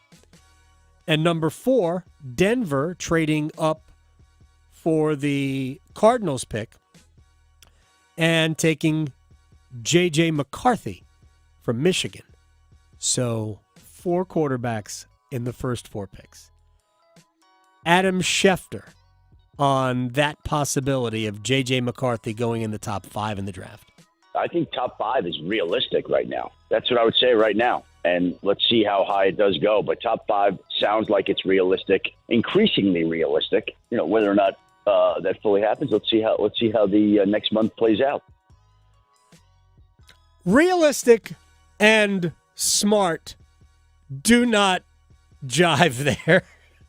Are we serious? But it's the NFL draft. Gotta have something to talk about. And we know they are. It's the ESPN draft. We know they are. All right. Two more things. One, probably, they both could be super entertaining. So we have the new kickoff rule coming in the NFL. They've already voted on it. It's going to look weird, but what it's going to do is it's going to bring back the kickoff return. Yeah, looks just like the XFL. Yes, I don't even accuse me of ever watching an XFL snap. Exactly. Ever. Right. Ever. And if you're curious, just look on Twitter. And I am not in any way suggesting to people that they should not watch it. I will never tell you should watch something or you should not watch something. Yeah. Right? I will never, unless I have a relative playing in it, watch an XFL game. Yeah. Well, it's not going to happen. Yeah. Or whatever they're calling it now, USL? Yeah, I think so. It's coming up. Yes. It's called USL. Yeah. Anyway. Kind of looks like a mosh pit, too, if you don't. Right. Oh, does it? I have no idea. It's like when the lead guy says, okay, go, and then they go. So what I like about it is that the kickoff return is it's a fun play. Yeah. And the NFL basically eradicated it. They claimed for safety reasons, and I'm sure they did it for safety reasons. But it's going to come back, and they hope it will be safer. Here's Shannon Sharp on the new rule. I understand what the league is trying to do. They're trying to cut down on the concussions, but I don't understand how this, considering, look at where they're lining up. I mean, I don't know how you increase the return rates when the guys are already right there on top of him. So I thought they was like having like, okay, you can't take off until he catches the ball and you were lining up in your normal position. At this, I don't understand how you increase the field position with the guys so close. I understand the collision. They're not going to be nearly as violent because you're not as far having a far enough start to take off running with. But I get what they're trying to do. They say the kickoff is the most dangerous because of the high rate of speed that's generated. Yeah. More concussions happen on this play than any other play. But I don't understand how you think you're going to get better field position and better returns with a setup like this. You should probably watch the play. I'm suggesting that it's going to look weird. But because essentially the line of scrimmage, even though the ball is like 20 to 25 yards behind the line of scrimmage. The line of scrimmage where the two lines are close enough together where they're not going to be violent, high-speed collisions. That's not to say that there's not violence in just normal blocking, because there is. But it's not going to be violent. And first of all, you have to return it. Yeah. A ball fielded inside the catch zone, which is from the goal line to the 20, has to be returned. It's part of the game. Awesome, right? A kick that goes into the end zone is spotted on the 35. Not the 25. Nope. The 35. Shannon, that's automatically better field position. It is. A kick that lands before the catch zone is spotted at the 40. Wow. They're basically saying, yeah, the kickoff is fun. We want the kickoff back. Here's how we can do it and still, as best we can, be safe. Adam Schefter on the league believing that that's the end. The league believes it will be a safer play that's akin to a running or passing play because the play doesn't start until the receiver catches the football and the players are lined up closer together so the collisions are not as violent. The league also believes it's going to increase the return rate, that the field position is going to be better, which is going to help scoring, but Make no mistake about it. It is a radical rule change, as radical as the league has seen in some time, and it's going to try it out this year to see how it works. But clearly there's a lot of people who are supporting this because without this particular play, it's possible that the kickoff could have gone and died, just gone out of the game. Yes, it would have. 77% of kickoffs were not returned this year. Actually, I think the number is closer to 78. It's like 77.7, right? Were not returned. 78% of the kickoffs ended in touchbacks. Like, that becomes the reason they moved the extra point back to where they did. Was the alternative was to get rid of it. Right. I mean, it was automatic. It was like 98% successful where the extra point was there. And by moving it back, I mean, teams miss 3-4 a year. Mm-hmm. I mean, not Justin Tucker, but like mortals. I know. Like non-wizard kickers. He sings opera while he kicks. Does he? He's an opera singer. Wait, Justin Tucker's an opera? Yes. Why didn't I know this? Yes, fun little fact in case you didn't know. Wow. Justin Tucker, he sings opera. I watched some documentary on it a long time ago. Was I don't it- know if he still does, but he did like 5 years ago. The opera singing kicker. So yeah, it's they say it's going to be safer. I don't know if it's going to be safer.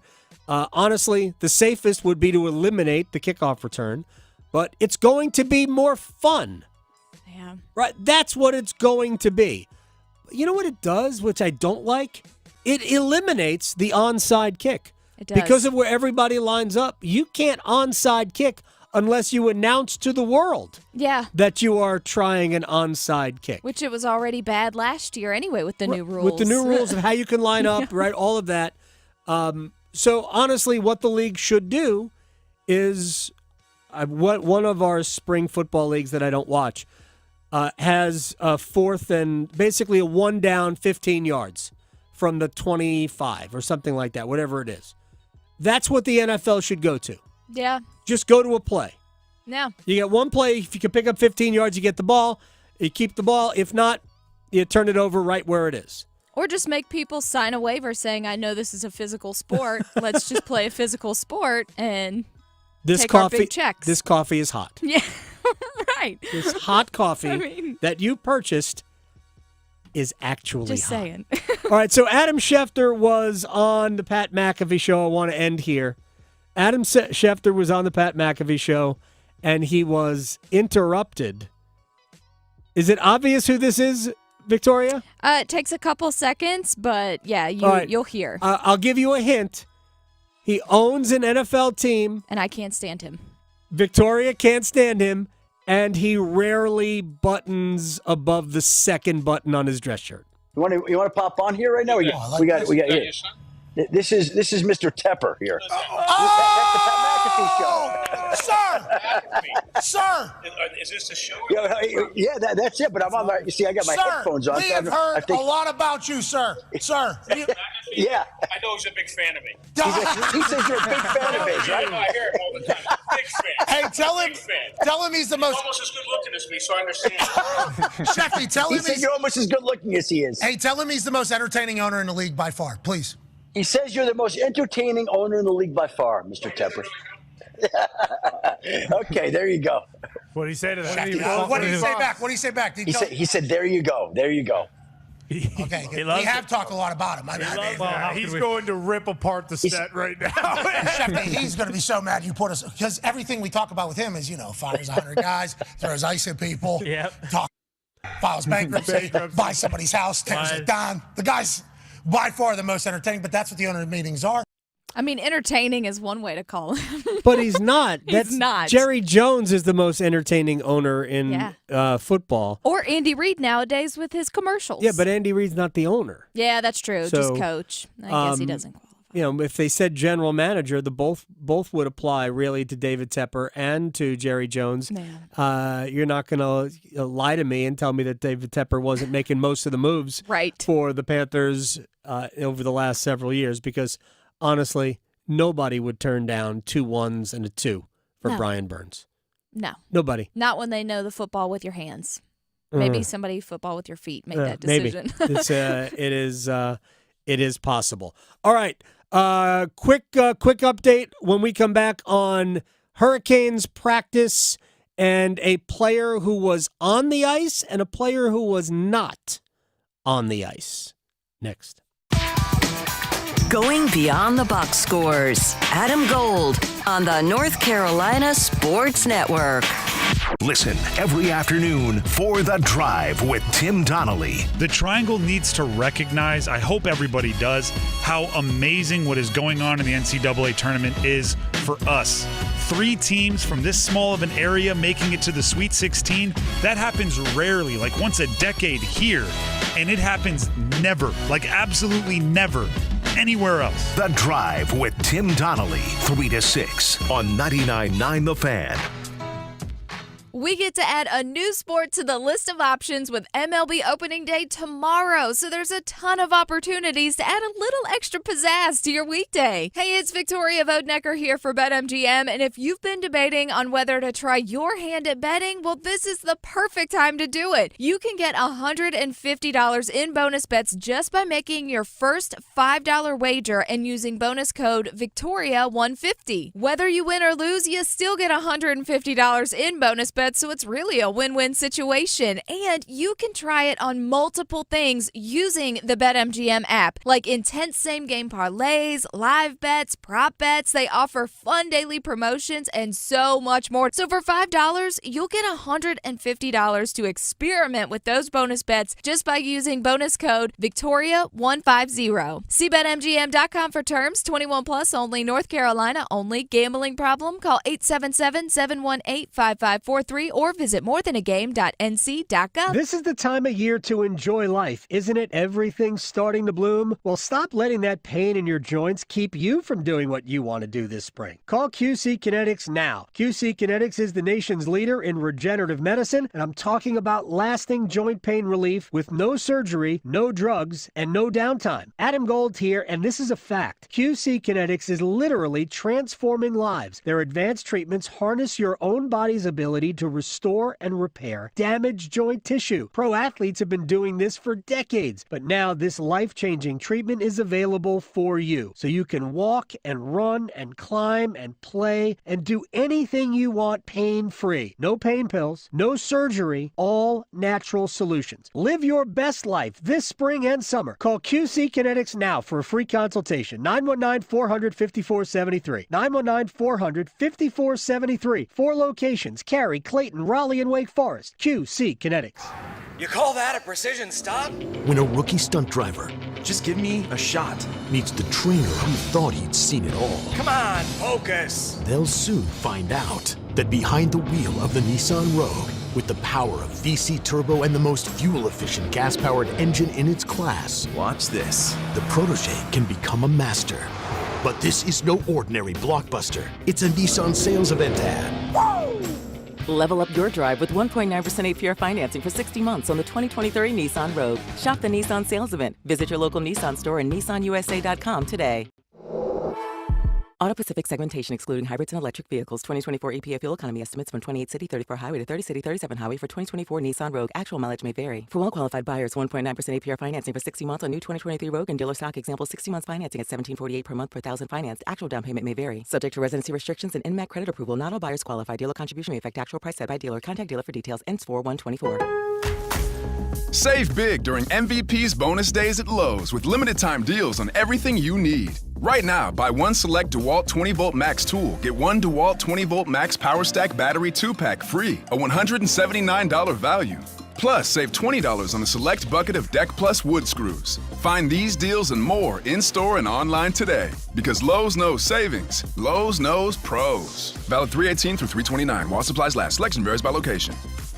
This is Adam Gold. If the kids want to get on the floor, they're going to get on the floor. They'll find a way. There are too many ways to get on the floor. Yeah, and they've been drinking liquid courage all day. And that is very So, possible, I mean- but only the ones that are old enough. Only to the do that. older ones, yes. So, The Adam Gold Show.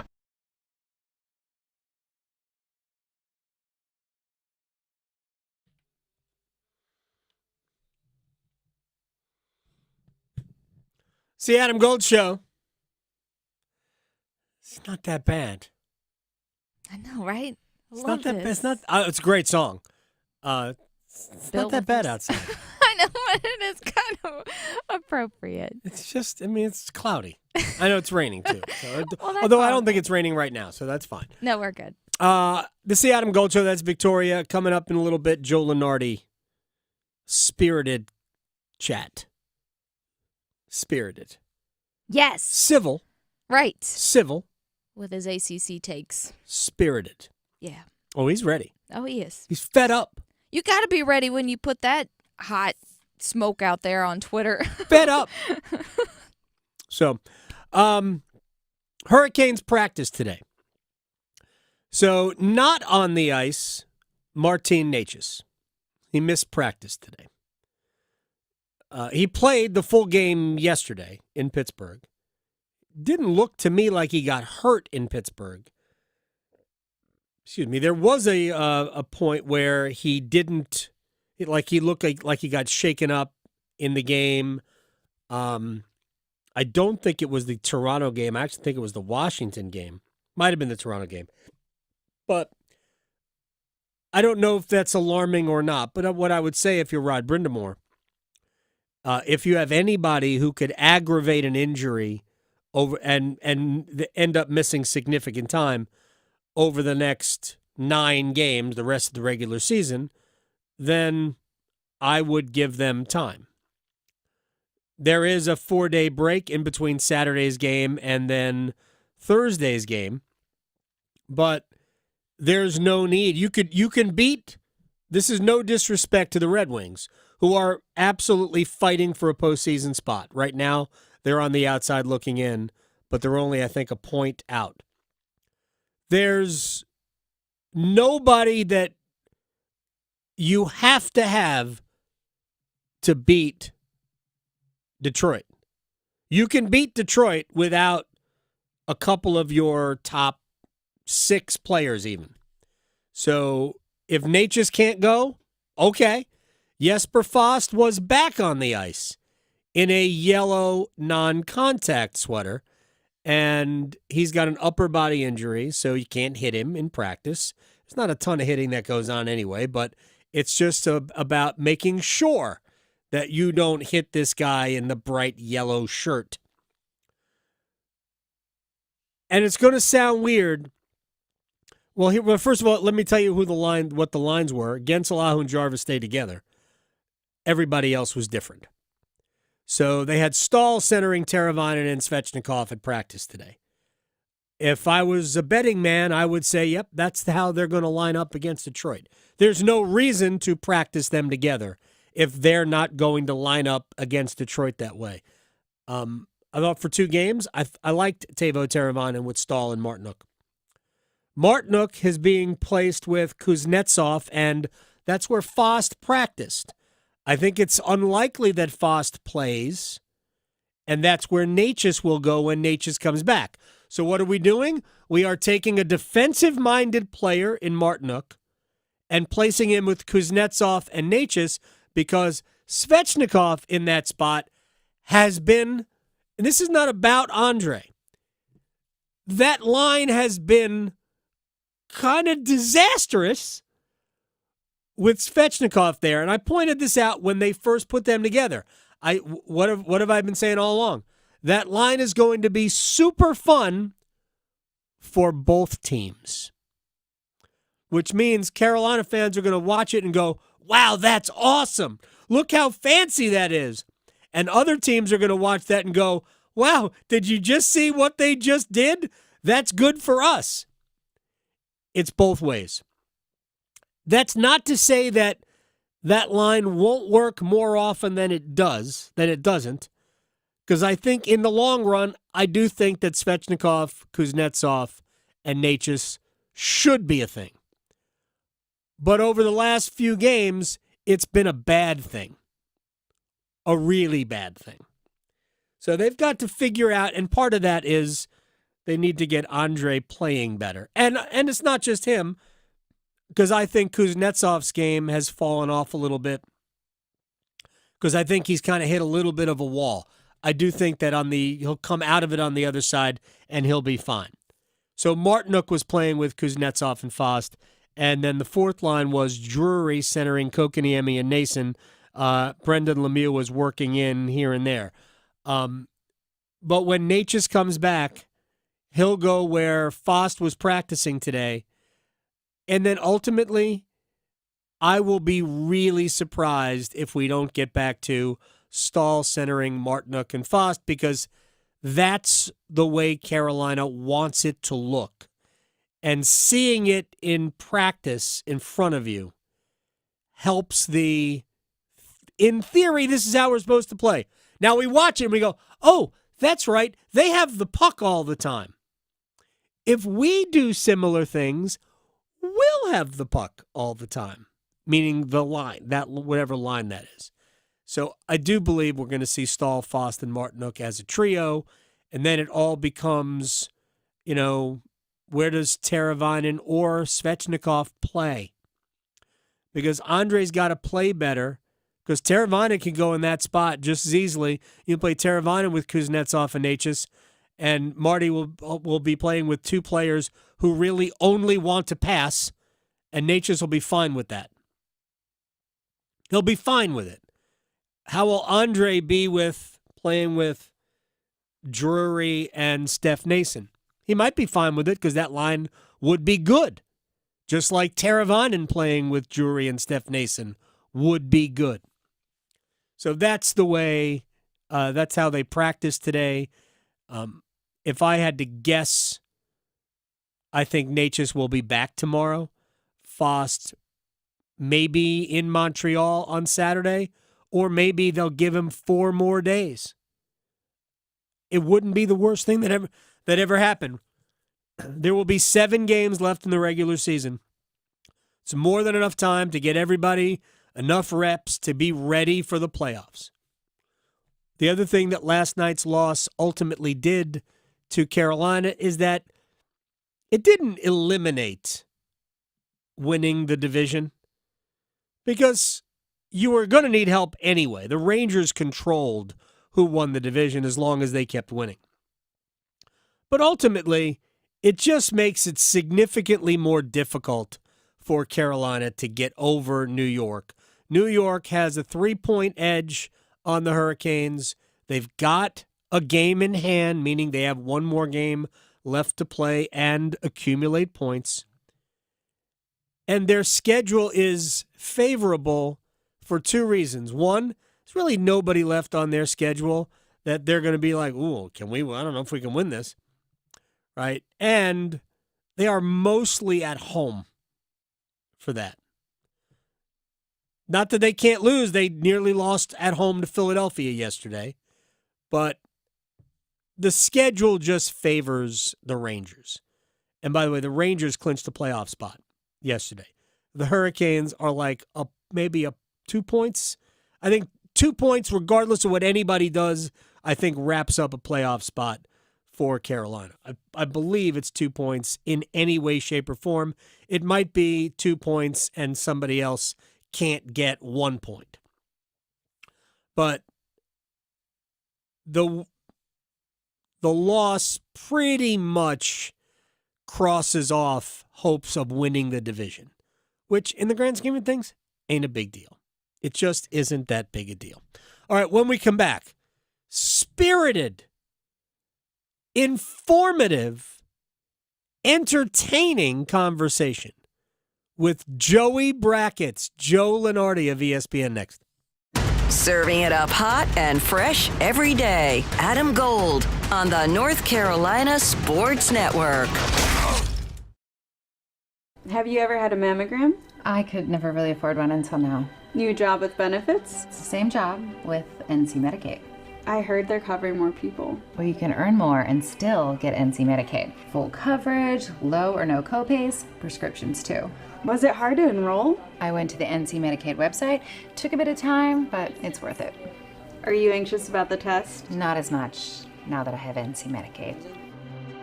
See if you qualify at medicaid.nc.gov. Are you taking care of someone on Medicare? Navigating Medicare can be overwhelming. You're not alone. The NC Department of Insurance SHIP program can help you figure out what steps to take and when. SHIP counselors can answer your questions. Visit ncshiip.com or call toll-free at 855-408-1212. SHIP provides free, unbiased help in all 100 counties. Project supported by grants from the Administration for Community Living. Contents do not necessarily represent official views of, nor an endorsement by ACL, HHS, or the U.S. government. The Body Armor State Games are coming to Charlotte this June. Registration is open to athletes of all ages and skill levels in 25 different sports. The Body Armor State Games features 13,000 athletes and 700 teams. Don't miss out on North Carolina's largest sports festival of the year. Visit bodyarmorstategames.org today. The Body Armor State Games are proud to partner with Truist, Harris Teeter, and Blue Cross and Blue Shield of North Carolina. This year, more than 600,000 people are eligible for coverage under the new Medicaid expansion program passed by the North Carolina State Legislature. This means that more people than ever before qualify for services. Brian Floyd is the Chief Operating Officer of ECU Health and discusses these issues on this month's Conversations on Healthcare podcast with the North Carolina Healthcare Association. Rural communities are affected even more because people who don't have insurance will seek out care in the emergency department. We really want people to get Medicaid expansion, get to see a primary care doctor, and avoid the use of an emergency department that consumes those resources that might really be needed for true emergencies. You can listen to the rest of this discussion on Conversations on the State of Healthcare podcast with the North Carolina Healthcare Association, wherever you find your favorite podcasts. Learn more about Medicaid expansion and other important healthcare issues at nchealthcare.org. That's nchealthcare.org. Think it's too pricey to pursue your interest and earn a degree? Well, if you're a North Carolinian from a household making $80,000 or less, think again. The next NC Scholarship could cover more than half, if not all, of your tuition and fees at any NC community college or public university. This is money that doesn't have to be repaid. The next NC Scholarship helps you know what you're getting because it combines federal and state-funded financial aid to form a new, simplified award. We're talking at least $3,000 for community college or $5,000 for a public university, making the cost of education more manageable.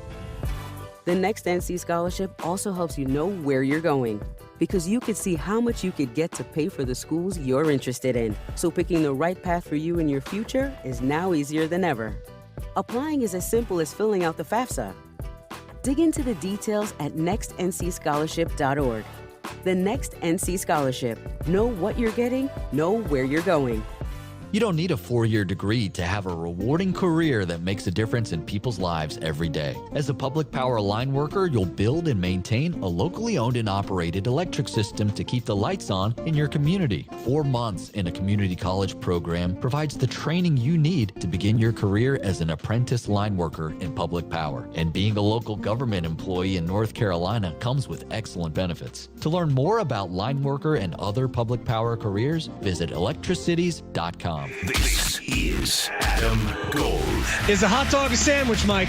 Is a pizza a sandwich then? It's bread with toppings and stuff? When you fold it, yeah. And it's a calzone. A calzone's a sandwich too. Oh, goodness. They're all under the sandwich umbrella. So is that a yes or a no?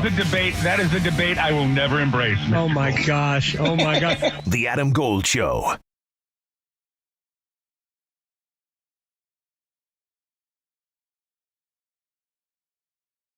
Joe Lunardi. I can legitimately say that Joe Lunardi is an old friend. It's been 30 years, more than 30 years, I believe, since we started chatting. ESPN, the man who was such a huge part of the Blue Ribbon College Basketball Yearbook back in the day when we became friends. He joins us on the Adam Gold Show. Mr. Joe, how are you? Adam, you are on quite the rant here today. Oh, it's what I do every day, Joe. I got 3 hours to do this. Well, rant is a 4-letter word, and I'll leave it to you. Oh, my gosh.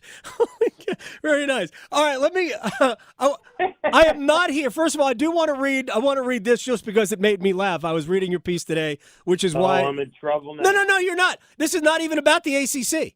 All right? Well, it sort of is, but it's not really. because you have your thoughts going into the Sweet 16, and I'm reading this right from ESPN.com.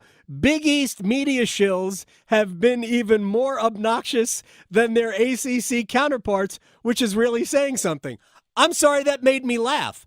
Why do you think both the ACC and the Big East are really upset? Why do you think people who cover these two leagues are upset? Part of it, I think, I hate to say it, is a sense of entitlement. Particularly in the case of the ACC. And if I were sitting in those places, I'd probably feel the same way. We've always been great. We've always been the best conference. Therefore, we must still be, and that must be reflected in NCAA tournament appearances and participation. I've been trying to say nicely since the pandemic that the on-court basketball part of the ACC has declined. It doesn't mean it isn't the greatest conference in the history of the sport. It clearly is. It isn't right now. Right. And I think, when you go from Zion Williamson as your player of the year to, who was it last year? Isaiah Wong. Right. And I don't have anything against Isaiah Wong at all. He went to high school 3 miles from where I'm sitting. Right. But I mean, that's a pretty big drop off. We're used to like the highest end lottery picks coming from, Duke and Carolina or Tim Duncan or whomever. And,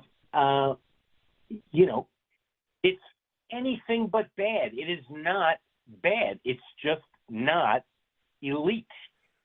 All right, let me just that doesn't have a lot of elite anymore. Well, let me just jump in here about first of all, look, I'm not sure what the player of the year in the NBA draft has to do with anything, because Duke had 2 players taken in the top 20 of the draft last year, and neither of them made first team All ACC. The draft is different from who the player of the year is. We just watched the. And that's what I argued. I argued the player of the year. I wasn't talking about this. Right. The ACC's had tons of great players that go early in drafts that weren't player of the year. So, fair point. So I'm not sure what one has to do with the other. Here's my read on why ACC, and I'm throwing the Big East in with it. By the way, you said they were more obnoxious than we in the ACC. Man, you must love going on radio shows in Milwaukee and in northern New Jersey. Well, I mean, look, both leagues have what statisticians would call a specious argument. All right, well, here's my argument, because it is not in favor of the Atlantic Coast Conference, because I try to be as honest as I can. The truth of the matter is that the ACC was a 5-bid league. I believed that. I believed they were a 5-bid league. Now, for a long time, it was going to be 4, because I thought really throughout the beginning of the early part of the conference season that NC State was going to be as good as they are now. I'm not saying they would have been a Sweet 16 team, but that they would have been in the field had they played to their capability throughout the year, which they did not. So I'm not surprised that the Wolfpack are in the Sweet 16 at all, based on, I think, the way they can play. Pittsburgh would have been a much better choice than Virginia. I've watched both of those teams play too much. I don't for the life of me understand. I do. The resume, Pitt's resume wasn't good enough. Virginia's resume, which was compiled entirely in November and December, was good enough, but they were trash by the end of the year. I am not surprised that they stunk. But here's my overall point.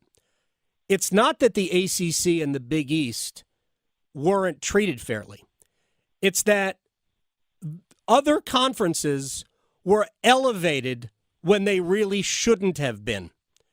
I've been on this at one point, the Big 12 was a 9-bid league. Nobody can show me a reason why TCU and Texas Tech should have been in this field, and Texas Tech was a 6 seed.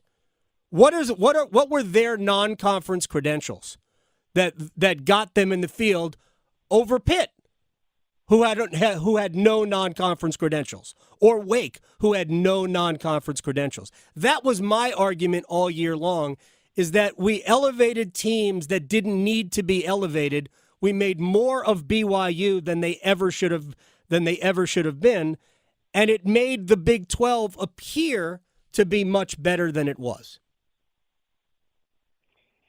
I just find the whole topic to be kind of ironic, and I'll tell you why, Adam. If we had had this conversation 5 years ago or 10 years ago, and maybe we did, what the ACC people are arguing about with the Big 12, quote-unquote, gaming the system, and whether they did or they didn't is a matter of debate. I did a pretty exhaustive, day and a half math deep dive on the whole thing that was inconclusive at best, and certainly not enough of lever pulling to explain the difference between 9 bids and 4, or whatever we were arguing about at that point in time. But in the old days, the ACC invented gaming the RPI and was great at it. So, what goes around comes around is all I'll say to that. Yeah, but I'm not arguing for the ACC. I am not making a single argument. Matter of fact, the only argument I made is that Pitt was better than Virginia. That was the only. I am not saying the ACC should have had 6 teams in the field. I'm saying that all year long, and the committee can say what they want. There's no chance on this earth that they watch enough basketball to really know the difference. So the metrics that they are used, we only have a couple of minutes left. Let me do it this way. Do conferences get bids, or do teams get bids? Teams absolutely. All right. My follow-up to that is how? Because again, TCU and Texas Tech had 0 credentials to be on the out. I mean, they could have been in the at-large pool, but it would have been at the back end based on what they did in their non-conference, and they were just okay teams, just like some of the other teams, just like a Providence, just like a Seton Hall, just like a St. John's. They didn't even try outside of their league, and so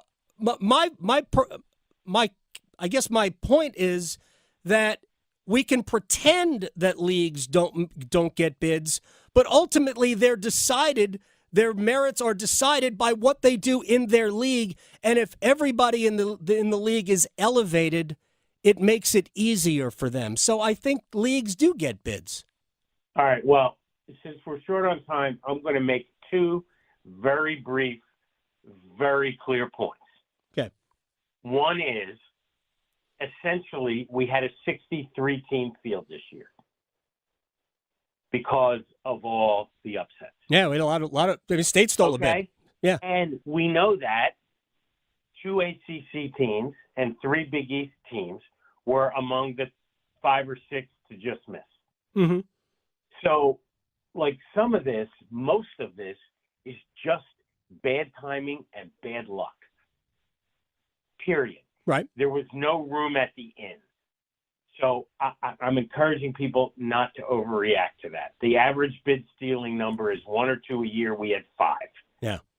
Is that going to keep happening? I don't know, but I've been doing this a long time, and it seems unlikely. The other point is this. There's a lot of smart people at the ACC, okay? But no league has had so many good teams left out on the bubble over the years because they scheduled poorly. Pitt, 340-something. It doesn't matter how good they are, and it doesn't matter whether we think that that's right or wrong. The committee has done it that way for 3 decades. It's happened to Pitt. It's happened to NC State. It happened to Seth Greenberg at Virginia Tech more times than I can count. He still thinks it's my fault. Okay? Hey, Seth can be irrational. He's another friend of mine. Seth can be irrational. What I'm saying is, if you know it's raining months in advance and you still don't take an umbrella, whose fault is that? Right. I'm not defending that. I'll add this. It's going to get worse because Stanford, Cal, and SMU aren't going to help. So they need to get their head out of their ass and look at what the committee is telling them. It's not an issue of arguing it because it doesn't matter what we think. I thought Pitt was really good. Yeah. It was also plain as day to me that they weren't going to make it. I agree with you. I know that. The people in the office should know that. Yeah, no. See, you and I agree on that. I'm just saying Pitt was better than Virginia. If Virginia got left out of the tournament for St. John's, I wouldn't have cried about it because Virginia not only is painful to watch, but they really didn't deserve to get in. And I think we would have saved America, that part of America that watched that game, we would have saved them the pain and agony of watching Cavaliers basketball, which is just dreadful to watch even on good days. So I'm not, you and I are more in agreement than we are not. Again, I'm not arguing that the ACC or the Big East should have gotten more teams. I'm arguing that the metrics that are used kind of tilt the scales to, hey, what were your metrics at the start of conference play? Whatever those were, they don't really move too much unless you lose a lot of games. Frankly, if you just stay about 500 in a league like the Big 12, you are going to get in.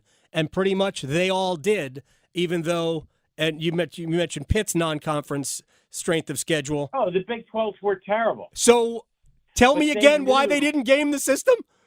No, but they knew before the season that they were going to have more quad one opportunities in league play. I'm not saying that's right or wrong. I'm just giving you their rationale. And frankly, if you were BYU and you were 7-9 last year in the West Coast Conference and you were entering the Big 12, you would have scheduled like St. Bernadette CYO. Right. So we agree that the Big. I'm glad we have to go, but I'm glad we agreed that the Big 12 did in fact game the system. Joe? No, I think they understood it better. I don't disagree with that at all. I appreciate you coming on, Joe. You got it. All right, man. I'll talk to you again. That's Joe Lunardi from ESPN. ESPN Lunardi on Twitter. All right. You know what was just being described. We can replace. It said basically the ACC feels entitled. We don't have to. I'm not going to justify. I don't have to comment about that, but I'm going to draw the analogy. And then he also said that BYU knew that all they had to do was schedule down, win a bunch of games, and they knew the overall strength of the Big 12 would carry them. Sounds a lot to me like SEC football over the course of time. Yeah. And what happened this year in SEC football? Greg Sankey, Nick Saban, anybody else with a mouthpiece said, oh, we can't possibly have a college football playoff without the SEC champion, even though this was the year to do it. Can't possibly have that. There is no more fan base more entitled than SEC football fan. None. There's no second place to that. With that said, there can't be differing levels of qualifications depending on the league you play. Notice I didn't bring up Iowa State there. Iowa State also played a horrific non-conference schedule. I think they lost to Virginia Tech. But Iowa State also finished second in their league. So, however good that league is, and it was good, really good, they kicked its rear end. All right, that's in your favor. TCU didn't do that. Texas Tech didn't do that. So we're just saying that at the beginning of the season, the Big 12 was thought to be better. They played nobody, got into their league, and then they just started beating each other. And this is the way the metrics work. Unless you lose too many games, your numbers aren't going to move much. So it became self-fulfilling. Oh, man, you played number 12 BYU?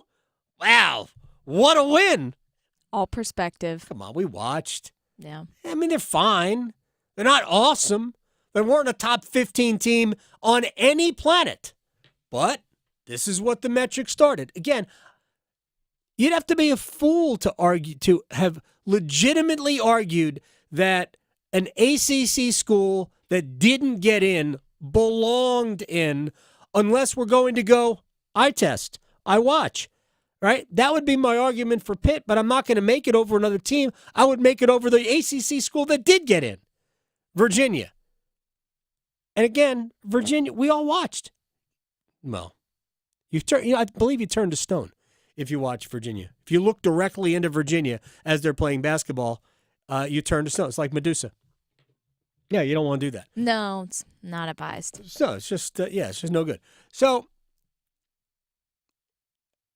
it's just funny to hear because all of the arguments that we would make for like the ACC, look what they did last year. Miami, a 5 seed, getting to the Final Four.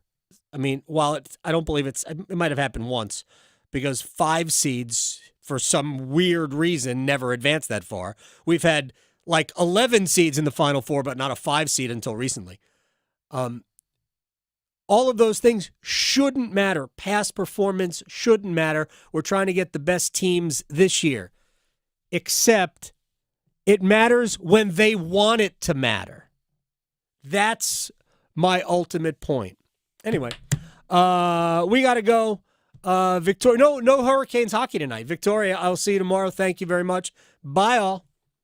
Serving it up hot and fresh every day. Adam Gold on the North Carolina Sports Network. Hey, it's Adam Gold from my friend Coach Pete DeRuta, Capital Financial Advisory Group in Apex. Are you a homeowner? No, that's another ad. If you're a homeowner, I have something for you. We all hate termites. They eat at the foundation of your house. There are financial termites, and Coach Pete DeRuta can help you avoid them in retirement planning. Speaking of retirement planning, there's nobody better on planet Earth than helping you plan for retirement than Coach Pete DeRuta at Capital Financial Advisory Group in Apex. All you have to do is text Adam to 600-700 right now, and you'll get one of Coach Pete's best-selling books. He's got a bunch of those, and a total customized retirement plan for you, free of charge. It's a $1,000 value to other people who don't know me, who